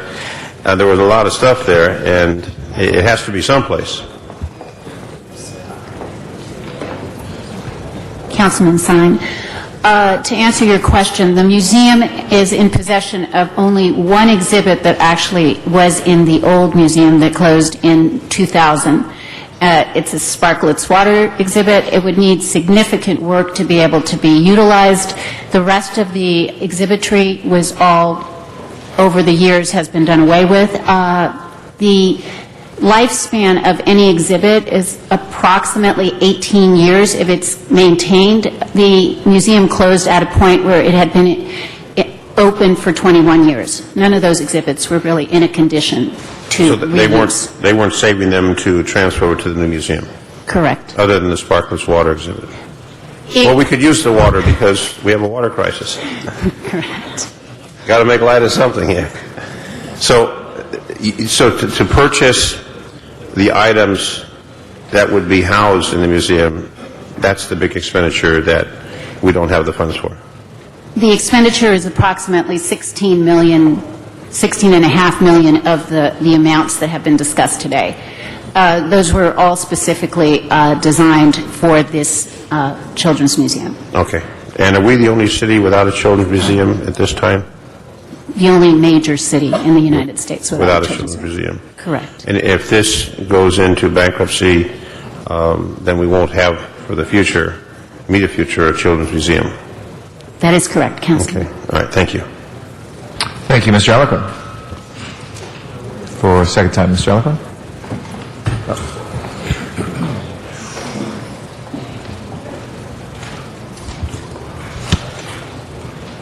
What is the difference between filing a default action immediately and filing a default action after bankruptcy filing? If the default on the lease is... I should say relative to the city's position. If the lease is terminated prior to the bankruptcy, the lease does not become part of CMLA's bankruptcy estate, so the city would be free to take control of the property and the lease. However, if the lease is still pending when they file their bankruptcy petition, at that time a Chapter 7 bankruptcy trustee would be appointed, and the trustee would have up to 60 days to either legally assume or reject the lease. In all probability, the turnover would happen much sooner than that once the trustee realizes that it would not be beneficial to the bankruptcy estate to hold on to the lease. So the bottom line is that if the lease is not terminated prior to bankruptcy, the bankruptcy will just delay things a little bit, but it won't be a disaster for the city. So, we're likely to be the owner of this property if a bankruptcy filing is made. The question is whether or not, how much we will have to pay to own the property. My understanding is if we file the default action now, we are in the best position for the taxpayers of Los Angeles. I believe that financially there wouldn't be a difference to the city whether the default was taken before or after. It would just be a matter of time if the default was taken after the bankruptcy. It would just delay things. The bankruptcy would delay things, but would not financially impair the city's rights as a lessor. Yeah. One question that I have not been able to understand is, and I suppose I could direct this question to Cecilia, but in all fairness, she probably couldn't answer it. So I'm going to offer it to Cecilia, but if she wants to defer, I would understand. And if the city attorney could posture a suggestion. I don't understand why the organization would take the position to file a Chapter 7 liquidation bankruptcy as opposed to just dissolving as an organization. Cecilia, do you have an answer? If you don't want to offer one, I'll ask the city attorney to posture on that. We were legally advised that that would be the best method for us to go through a dissolution, but certainly. I honestly cannot say why their attorneys told them to file Chapter 7. I would speculate, and that's the operative word, to speculate that perhaps the investigation of their major donor motivated Chapter 7 filing. I know that there's lack of cash, and then with this, I don't know the circumstances behind the investigation, but there may be fear that the CMLA must pay back the money that was donated. I can't take. Okay, so I'm trying to interpret. So I'm gonna posture something. Is it perhaps because the board members might have been liable for the $3 million in what the court would describe as ill-gotten gains? I really couldn't. Is it perhaps for that reason? It would be speculation at this point. I mean, I cannot speak to the legal reasons why they I mean, everybody understands that. You donate your time to serve on the board of directors of a nonprofit organization, and you're not looking at having to be sued personally. And I would understand that. I'm just trying to get to the bottom of why they did that when they could have just dissolved the organization, gone to the state and said, hey, we don't exist anymore. I just don't understand the strategy behind it unless they're trying to protect somebody's interest. So that's here nor there. I don't know that it matters a whole lot to the city of Los Angeles at this point. But the point of all this, colleagues, I want to make it very clear. I don't have any animosity toward the board or toward Cecilia Glassman in particular, who did a yeoman's job of trying to hang in there with this organization against enormous odds. This guy Friedman I don't like, and I've never met him, and I don't ever want to meet him, but if I did, I'd have a thing or two to say to him. And without his contribution, we might have been in this situation anyway. We don't know, but certainly his contribution killed the opportunities for us to build the Children's Museum. So this is not. I'm not going after the organization. It's not about that. It is about protecting the city's interests. It's about protecting the taxpayers' interests and making sure that we are in the best position to go into bankruptcy court. But I should also say this. I don't know how many of you have ever seen a building built by the city of Los Angeles that didn't get operational. Where you build a building. I have one on Van Nuys Boulevard if you want to visit it. We built a senior center, the Joe Wax Center, and it wasn't operational for one day. It is now a blight to the community. It is surrounded by fencing about 10 feet, 12 feet high with barbed wire around it, and we are going to have to demolish it.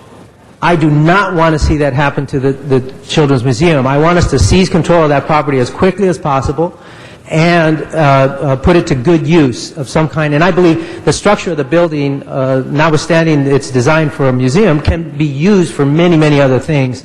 And we're hopeful to make this a very positive situation given the circumstances. So I just want, this isn't about, the board of directors or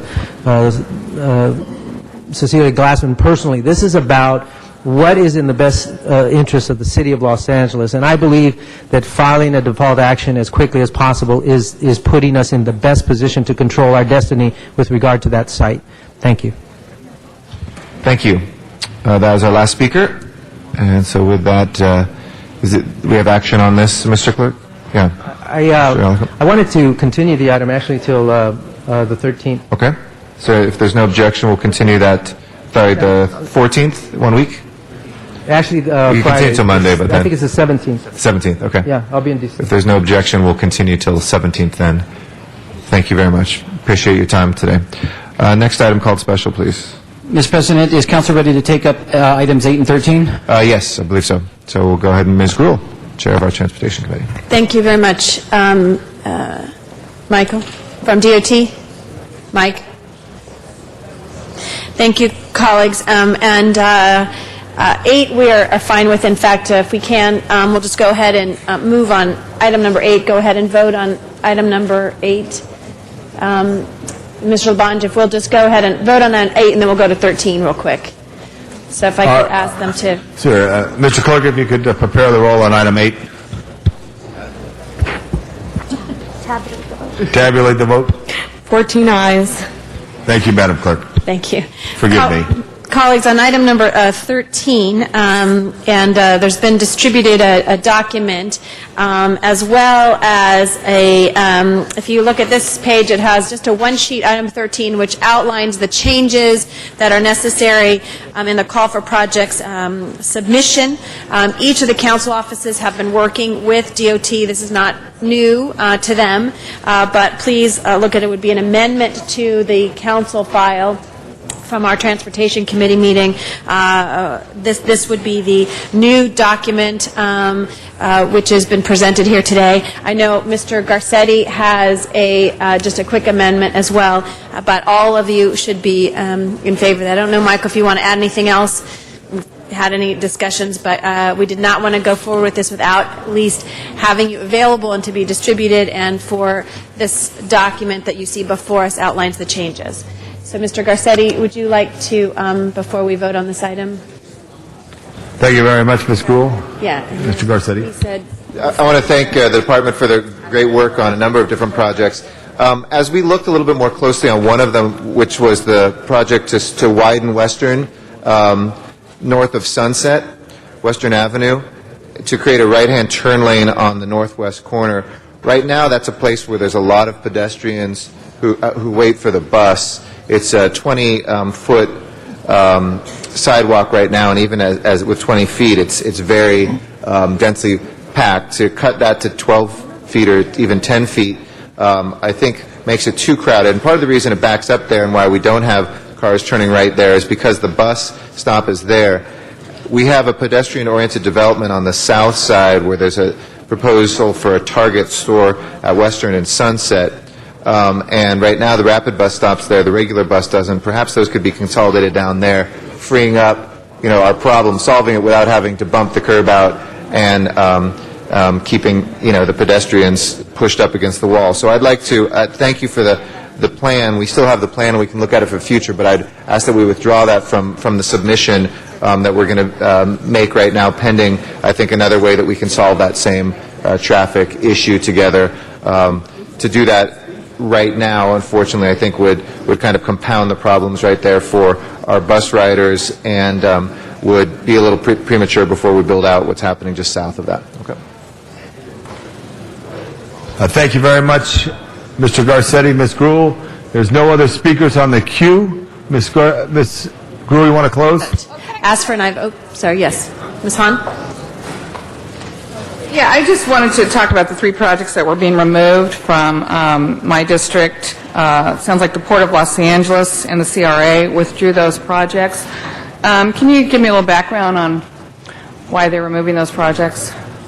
I asked both the CRA and the Port to appear here, but I'm not sure if anybody showed up.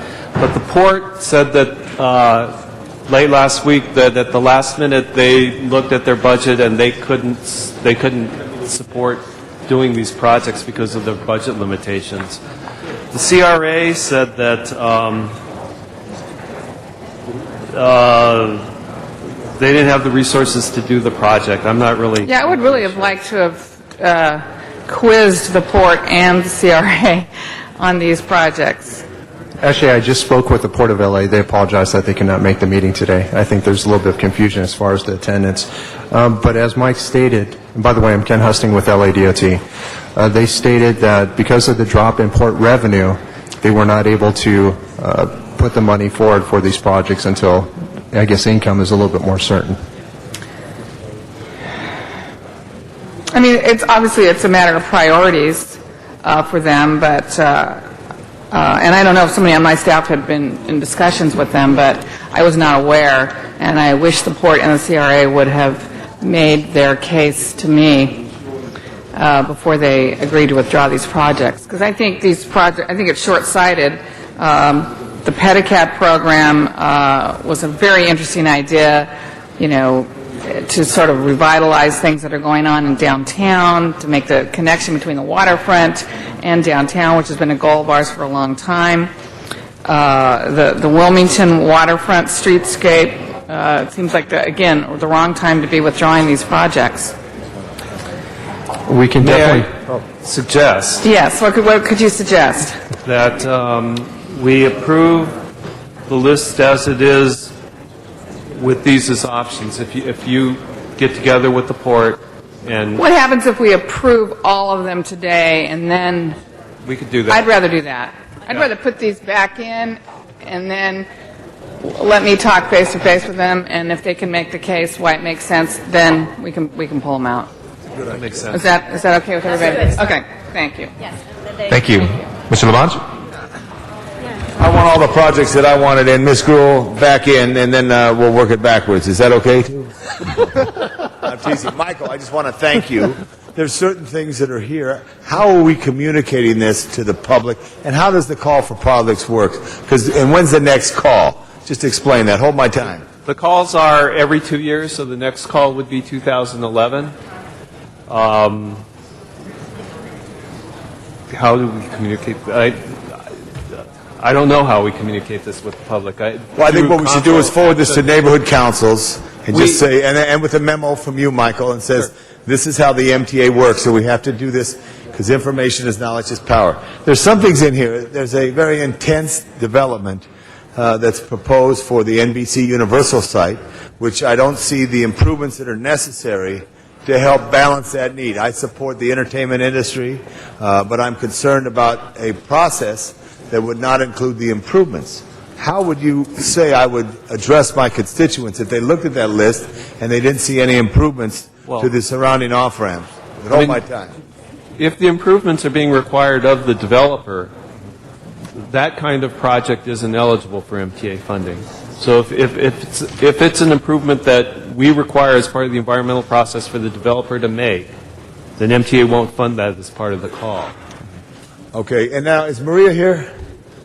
Susan Roundtree? From the C, yeah. So we want to go to the table just for a second. I just wanted to say, members, just to make a point here. I drive the freeways like all of us. I look at it. I'm going to be hosting a meeting with some people about that in Skag soon to discuss this issue here.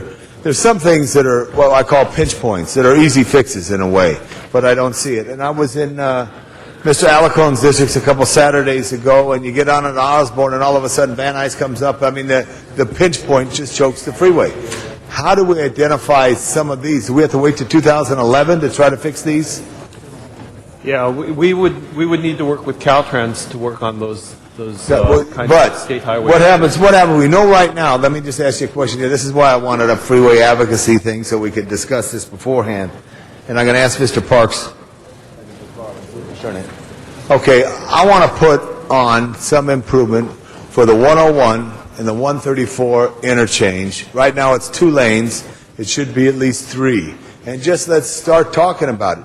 If you come through the San Fernando Valley and you get past Van Nuys Boulevard, you get past Coldwater, all of a sudden it starts backing up. Why? Because there's 2 lanes going to Burbank, Glendale, Pasadena, and there's 3 going downtown. Well, much of the housing, as you know, because I think you live east of the City Hall, don't you, Michael? Way east. Many people live east of the City Hall here, and they transverse west. They don't come downtown, so you have this just little 2-lane. So let me ask a question. How difficult is it if we could just add for Caltrans to study the 170, 101, 134 interchange for lane improvements? How if we just said that and we gave them $10,000 out of this call just to study, just to get it going? I don't want it in 2011. Yeah, I mean, all they could do is study it. But if we put it on the map, I mean, you have other projects in my district which are great, but this affects more people on that state highway that causes traffic to spill over into the neighborhoods. If big traffic stays on big streets, if freeways move without choke points, congestion is less. People get home happier. Councilmember, if I may, we've been working with Caltrans to try to get this project to move forward, which they've been very reluctant. Which project? 101-134 connector project. Right. And so not just the connector, but the additional improvements. lanes. We have a series of improvements for the 101, 170, 134 that Caltrans does not have the money for and they're reluctant to move forward with. And we actually did want to put it as part of this call for projects. The only problem is that Metro came out with a new provision, which is if it's going to be require a PSR, normally would require a PSR. What's a PSR? It's a project study report, which Right. usually takes about a year for Caltrans to prepare. Right. And they said unless you actually have that going into this call for projects, your project will not even be considered. So what we're trying to do is we're going to start that process and try to have the project ready for potentially the 2011 call. But I understand that. I'd rather have them deny it because it's been there since the history of that freeway. I mean, a call for, what's the PSA again? PSR, Project PSR. Study Report. It's a Caltrans We could document. just, I understand that. Is it a law that requires them or is it a policy? It's a Metro rule and a Caltrans rule. It's a policy. It's a policy. So policies could be changed. And I'm saying the valley is hurting tremendously because that interchange is undersized. And people are moving not necessarily downtown, but they're moving across the valley. There are pinch points. I don't think if you don't put it there, then it doesn't happen. And I feel bad. I've been here 7 years, and I thought I had a little skill, but all these things need processes. So 2 years is a long time off. I would just like to ask that the interchange of the 101, 170, and the 134 be studied for improvements, just to say that's a call, just so they know. And I was on the MTA board, and I was disappointed. When I was over there, I voiced the concerns, and they didn't listen to me. And now I have one shot. I'm one of 15, so I'm asking you. I mean, what would be wrong if it's just a policy? I'm not breaking a law. It's just a policy that they say it. We can go fix it. If you go down the Harbor Freeway, you get to the 405, it goes from 4 to 3 lanes. Study how to get that safely through there within the existing right-of-way. They spend millions of dollars on studies to widen the freeway 20 lanes in each direction. We just need to clear up the choke points. you know, Thank you. This is not. I mean, MTA won't fund studies, but I think one of the Well, then have them fund the improvement. One of the things Well, the improvements aren't ready to go. We could do preliminary engineering, have them do a phased approach. One of the things Could you put that in here so it's listed? See, here's the other thing, too. When I see things, and there is a development that's coming, which is going to happen at NBC Universal, and I want it to happen right.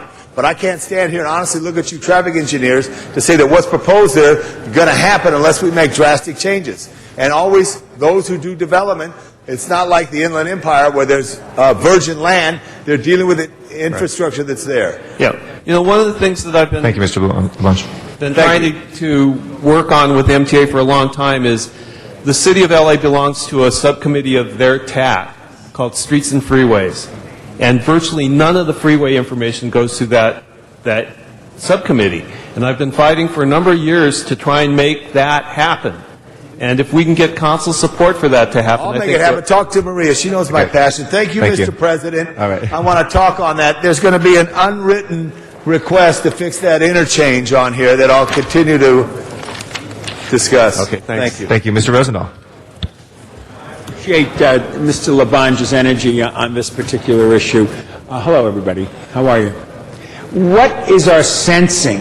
I mean, I got about 8 or 9 projects. I think we all look at our list, and we look at it with great seriousness and appreciation. What is our time frame on all of this? MTA says that the funding in general will be available starting 2012. We're not sure how much funding is going to be available. What we have here is a list that was capped at the 2007 limit, which was about $450 million. MTA, when they first announced the call, announced that they had funding for $132 million. Then when Measure R passed, they said that some of the Measure R money could be advanced for future call money, and so that we could move some more money into this call. But they have not hinted at all what that amount might be. So I'm guessing anywhere between 132 and 450 million. So we just don't know, and it would be for starting in the year 2012. Yes. And look, when people voted for Measure R, which was phenomenally great, we were all engaged in that issue. I was thrilled because that then assists us with federal monies and everything else and so on and so forth, and in these economic times for people to go for it. We know the gridlock is unbearable. I can tell you the West Side has had it. We have not seen leadership anywhere. I'm very upset about Expo Line Phase 2, totally ignoring the 5th District and the 11th District. I'm upset that not enough people believe the Green Line makes sense, which is a north-south relief. There's tremendous frustration by the constituents. It's palatable. So whatever we can do to show we're moving forward. 2012, begins to bother me. I'm 64 almost. I want to be alive for some of these things, and a whole lot of us aren't going to be around at the rate we're going. How do we take Tom Labange's energy and step it up and try to expedite and move it quicker? Is there anything we can do? Our mayor is chair of MTA board. I don't know. I mean, really long term, the major issue with transportation is the funding, both here at the state level and at the national level. The national level, they're looking at the Highway Trust Fund going negative this year or next. The state and the federal transportation dollars generally come from gasoline fuel excise taxes. Those haven't been increased in about 16 or 17 years. Over that time, you've lost half the purchasing power of what we started with. Right. So, right. What we used to be able to pay for, we only have enough money to pay for half. Right. And so, just maintaining our infrastructure now is a problem without even consideration of trying to expand my time the for a system. second? Thanks. Keep going. I mean, maintaining the infrastructure is a problem without even consideration of how to make the changes to expand. Measure R certainly helps. I think the city will get about 26 million, I think, Measure R a year, and we need to look at how we're going to program that going forward. That's some place where we can start doing things, I think. Let me ask you this. The $50 billion that we're now going to get, and Laura Chick is going to oversee it and all that, federal stimulus money, anything in that $50 billion that can be thrown into this mix at MTA? Right now, the city's share is about $120 million. That's a pittance. That's nothing. It's a drop in the bucket. Yes. And because of the timeframes on the money, most of those are projects that were either in the queue or are kind of ongoing operations kinds of projects that we have staff, that we would look at city staff to do. And so we avoid the process of doing plans first and getting approvals and all the other stuff that we would do on a normal project. Well, my hope is with the new head of the MTA, I'm going to be meeting with him, we're all going to be meeting with him, that we get a sense of leadership and some support for direction. Because frankly, our congressional delegation would like to be more supportive of us. We'd like to get more of that stimulus money. We are in gridlock. I mean, we are Southern California. We are the breadbasket of the nation in many ways. Be it Janice Hahn in the harbor there and 43% of the goods and everything. We are major, and yet we're not getting that traffic, transportation, infrastructure relief money. And for you to tell me, at the very best, we might be able to maintain our infrastructure, that's no good, obviously, for all of us. So last question, back to the original question. Anything we can do here around this horseshoe to assist you so that we can expedite some of these projects so that in my lifetime I can get some of these things done? Let me get back to you on that one. Please do, would you? Because I'm willing to do anything there is to do. I want to end up someday. I have asked MTA to have a rapid bus on Venice Boulevard for 4 years now. I'd love to go down the street, get on the bus, and come downtown. Can't do it now. It's a milk run, every third block. But anyhow, the frustration I have is the frustration of my people. I'd love for you to get back to me with a strategy that would work. Thank you, Mr. President. Thank you. Ms. Gruhl. Just to close, and I think as we do talk about the freeways, look at the 101, 134, the 405, 101, the downtown 101, 110, and the 10, 110, which are being worked on, I know, by some of the downtown interests and working with Caltrans. But colleagues, as we know, what we're presenting today are those that are eligible through the existing call for projects. And clearly you've heard of some other ideas and issues that we should pursue for other sources of funding, whether it be through economic stimulus, whether it be through additional call for projects, Measure R issues, et cetera, which I think are critically important before the MTA. And unfortunately, we have to often go hand in hand to MTA, but we do have 4 appointments on that, and the ability to say that the majority of the traffic congestion we see is located within the city of Los Angeles. So with that, I want to thank the staff and everyone who helped put this together. And colleagues, it's an ongoing list. If there's something that is not on this list that you want to have considered in the future, now is the time to continue to have those discussions with DOT, begin to prepare those, because this is not something that, again, hasn't happened before, where we have to kind of push things forward as we did through stimulus and others. We have to be ready, and there's no time to say at the last minute we want to do this thing or that thing when we haven't done the homework. And it's incumbent upon all of us to make sure those projects are going forward in cooperation with DOT, as well as ensuring that they're competitive and to educate the public and working with DOT. We are a constant constantly pounding on the table, saying to the department, have you talked to council office, have you talked to community as we're going forward, and that's going to be something you'll continue to hear from us as well. So with that, Mr. President, I ask for an aye vote with the amendments that have been distributed today. Thank you very much, Ms. Gruhl. As amended, let's prepare the roll and tabulate the vote. 14 ayes. And we'll send that forthwith without objection. Thank you very much, and thank you for your hard work on that issue. Next item, please. Item 30, called special for cards. Okay. Mr. Smith? Just ask number 5 go forthwith, please. Sure. 5 forthwith without objection. Number 30, we have Donna Pearman as our first speaker, and Van Nuys.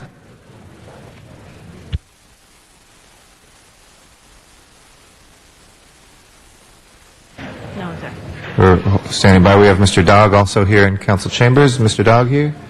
Do not see him, so we'll back card forward. Have any connection to Van Nuys? She's left. Okay, she is also left. So we'll put those cards in the record, and if we can prepare the roll on 30 and tabulate the vote. 14 ayes. That will be approved. Next item, please. Item 32, called special by Councilmember Parks. Mr. Parks, item 32. Thank you, Mr. President.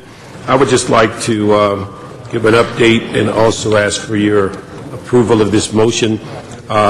We had spent a great deal of time last week on a reward motion for the two students, one of which unfortunately is deceased, Adriana, and also that Marcus is still in the hospital.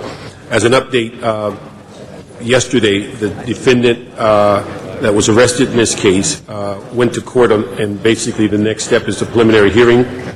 There's still South Traffic Detective Render at 323-290-6360 is still looking for leads for the accomplice in this crime. And today we have a motion in which identified the total amount of the reward, $75,000 from the city, the county $10,000, private source $100,000, and USC $50,000. And just as an add-on for the public's awareness, that at 7 o'clock this evening at 712 North Grand Street at St. Anthony's Catholic Church, there will be a memorial service for Adriana. And ask for an aye vote on this motion. Thank you. Any members wish to be heard on this item? If not, let's go ahead and prepare the roll and tabulate the vote. 14 ayes. That is approved. We have a Rule 23 on the findings. Yes, Mr. President, there is a special one, and the maker of the motion will speak to the findings. Mr. Parks, on the findings. Thank you, Mr. President. I'd ask that we, on special one, that the council became aware of this last Thursday, and this is our first meeting since that date, that this is an emergency in the fact that we have a new order dealing with Code 3 response policy for the Los Angeles Police Department. There are several concerns, not only about the change in policy, but the potential increased liability to the city and its residents, and that we ask that we assert jurisdiction on this issue so that it could go to public safety as quickly as possible so that these concerns can be addressed and discussed in that committee. Okay, anybody wishing to be heard on the findings? If not, let's go ahead and open the roll, close the roll, and tabulate the vote. 14 ayes. Okay, that is now before us on the substance. If not, let's go ahead, prepare the roll, and tabulate the vote. 14 ayes. That is approved. Next order of business, please. Council has motions for posting and referral. Those are posted and referred. There are excuses on the desk. Councilmember Alarcon requests to be excused Wednesday, April 8th for city business. That meets council policy. He is excused. Councilmember Zine requests to be excused June 2nd and 3rd for personal business. That meets council policy. All right, he is excused. And Councilmember Labange requests to be excused Tuesday, April 14th to leave at 10:45 for city business. That meets council policy. He is excused as well. That clears the desk. Any announcements, colleagues? If no announcements, we'll have our second meeting of the ad hoc Committee on Reinvestment and Recovery this afternoon at 2 p.m. So come by to that. Mr. Cardenas? Yeah, I just wanted to, I don't have the information in front of me, but there will be a funeral for Alfred Flores tomorrow at 10 a.m. I'm hoping to get that information so we can remind some of the people who might be watching who might want to go to the funeral. The son of Fred Flores, a friend of many of us who worked for Howard Berman, his son's funeral will be tomorrow, Wednesday, and I just wanted to remind everybody to be at 10 a.m. They could contact my office if somebody's interested, and we'll give them the information. My office does have the information. Thank you. Any other announcements, Mr. Parks? I'm sorry. I have two announcements. One, we had a very historic event that happened yesterday that in the city of L.A., and this is in the 10th District, and Herb Wesson allowed us to poach over there yesterday at 2190 West Adams Boulevard. This city has the basically the pride to show that we have the oldest living human being in the world. Mrs. Baines, 115 years old. She was born at the time that Grover Cleveland was the president. There was only 44 stars on the flag. The next oldest person in the world is a person that now lives in Japan. If anyone has the opportunity to go by and see Gertrude Baines, take that opportunity, because you will probably not in your lifetime have a chance to meet somebody that's that age and is still coherent. And basically, her one wish she had yesterday, she said she voted for the current president and she intends to vote for him in 4 years. And so it's something that, opportunity. The second thing, just for awareness for the council members, we passed around a Fitch rating that deals with our Nicola bonds. It's something for us to all be aware of, and the thing that is kind of putting us on notice is on the left-hand margin. They put us a comment about rating outlook, and they use the word negative. And they're talking about the fact that we have not implemented a rainy day fund, that we have had increasing debt and a few other things that is going to impact, they believe will impact our public finance rating down the road. So it's worth reading as it relates to this overall financial situation that the entire country's in, but this affects the city of LA directly. Thank you. Mr. Alarcon? Just to complete the circle on Alfred Anthony Flores Jr., I did have a formal adjourning motion. Okay, I'm sorry. I thought we just on announcements. Any other announcements? Oh, real you were quick? announcing the... Yeah. Oh, okay. Okay. I'm sorry. If we can ask, please, everybody to rise for adjourning motions. Mr. Alarcon, go ahead. Again, regarding Alfred Anthony Flores Jr., of course, you all know he was the son of Fred Flores, deputy to Congressman Berman. Alfred Anthony Flores Jr. was 18 years old. On Friday, April 3rd, 2009, Alfred was at a 7-Eleven store near the intersection of Roscoe Boulevard and Wilbur Street when an unknown suspect approached, shot, and killed Alfred. Alfred was later pronounced dead at Northridge Hospital. Ironically, Alfred was also born at the same hospital. Alfred is the son of Christine Cruz and Fred Flores, who is a friend and staff member for Congressman Berman. Alfred's father and family have been lifelong Council District 7 residents, and during his 18 years, Alfred enjoyed his family and was known as a person who enjoyed giving himself to his community. At the age of 5, he began joining his family every Thanksgiving, where they would feed less fortunate at the Crossroads Seventh-day Adventist Church in Pacoima. Alfred later was recognized by his congregation for his volunteerism. According to the executive board members from the San Fernando Valley Veterans Day Committee, Alfred inspired the beginning of the first Veterans Day Parade in the San Fernando Valley. His father was a commissioner with the Los Angeles County Veterans Advisory Commission and would take Alfred to the Veterans Day Parade in Long Beach. So Alfred would constantly complain at the distance and ask his father, how come we can't have a parade here at home? The parade eventually became a reality, and Alfred volunteered for this parade for the last 5 years of his life. Among his family, he was known as a strong swimmer. He would join his family on whitewater rafting trips to the Kern River, and it was well known that Alfred would be the point person who would ride the bull. He was a skilled swimmer and would take the leadership role during strong currents. In his personal belongings, Alfred treasured a copy of the 1997 Nation's Business magazine. I'm sure that's one that all of us have. But in it, on the front cover, there's a picture of him on his father's shoulders as they marched in Watsonville, California, alongside the Reverend Jesse Jackson, UFW President Artie Rodriguez, and Dolores Huerta during a labor dispute with the strawberry growers. Alfred loved his family and community, and he will be dearly missed. Alfred is survived by his siblings, Gina Reyes, Heather Flores, Anthony Flores, Alec Flores, Jimmy Gonzalez, Johnny Gonzalez, Jesse Gonzalez, Jennifer Gonzalez, and Justin Gonzalez. The services, as Tony mentioned, are Tuesday, April 7th, tonight, at the Living Hope Community Church in San Fernando, in the city of San Fernando. And the funeral mass will be Wednesday, April 8th, Mary Immaculate Church in Pacoima. I believe it's at 10 o'clock. Of course, he's survived also by his father, Fred Flores, his mother, Christine Cruz, and his stepmother, Danette Gonzalez.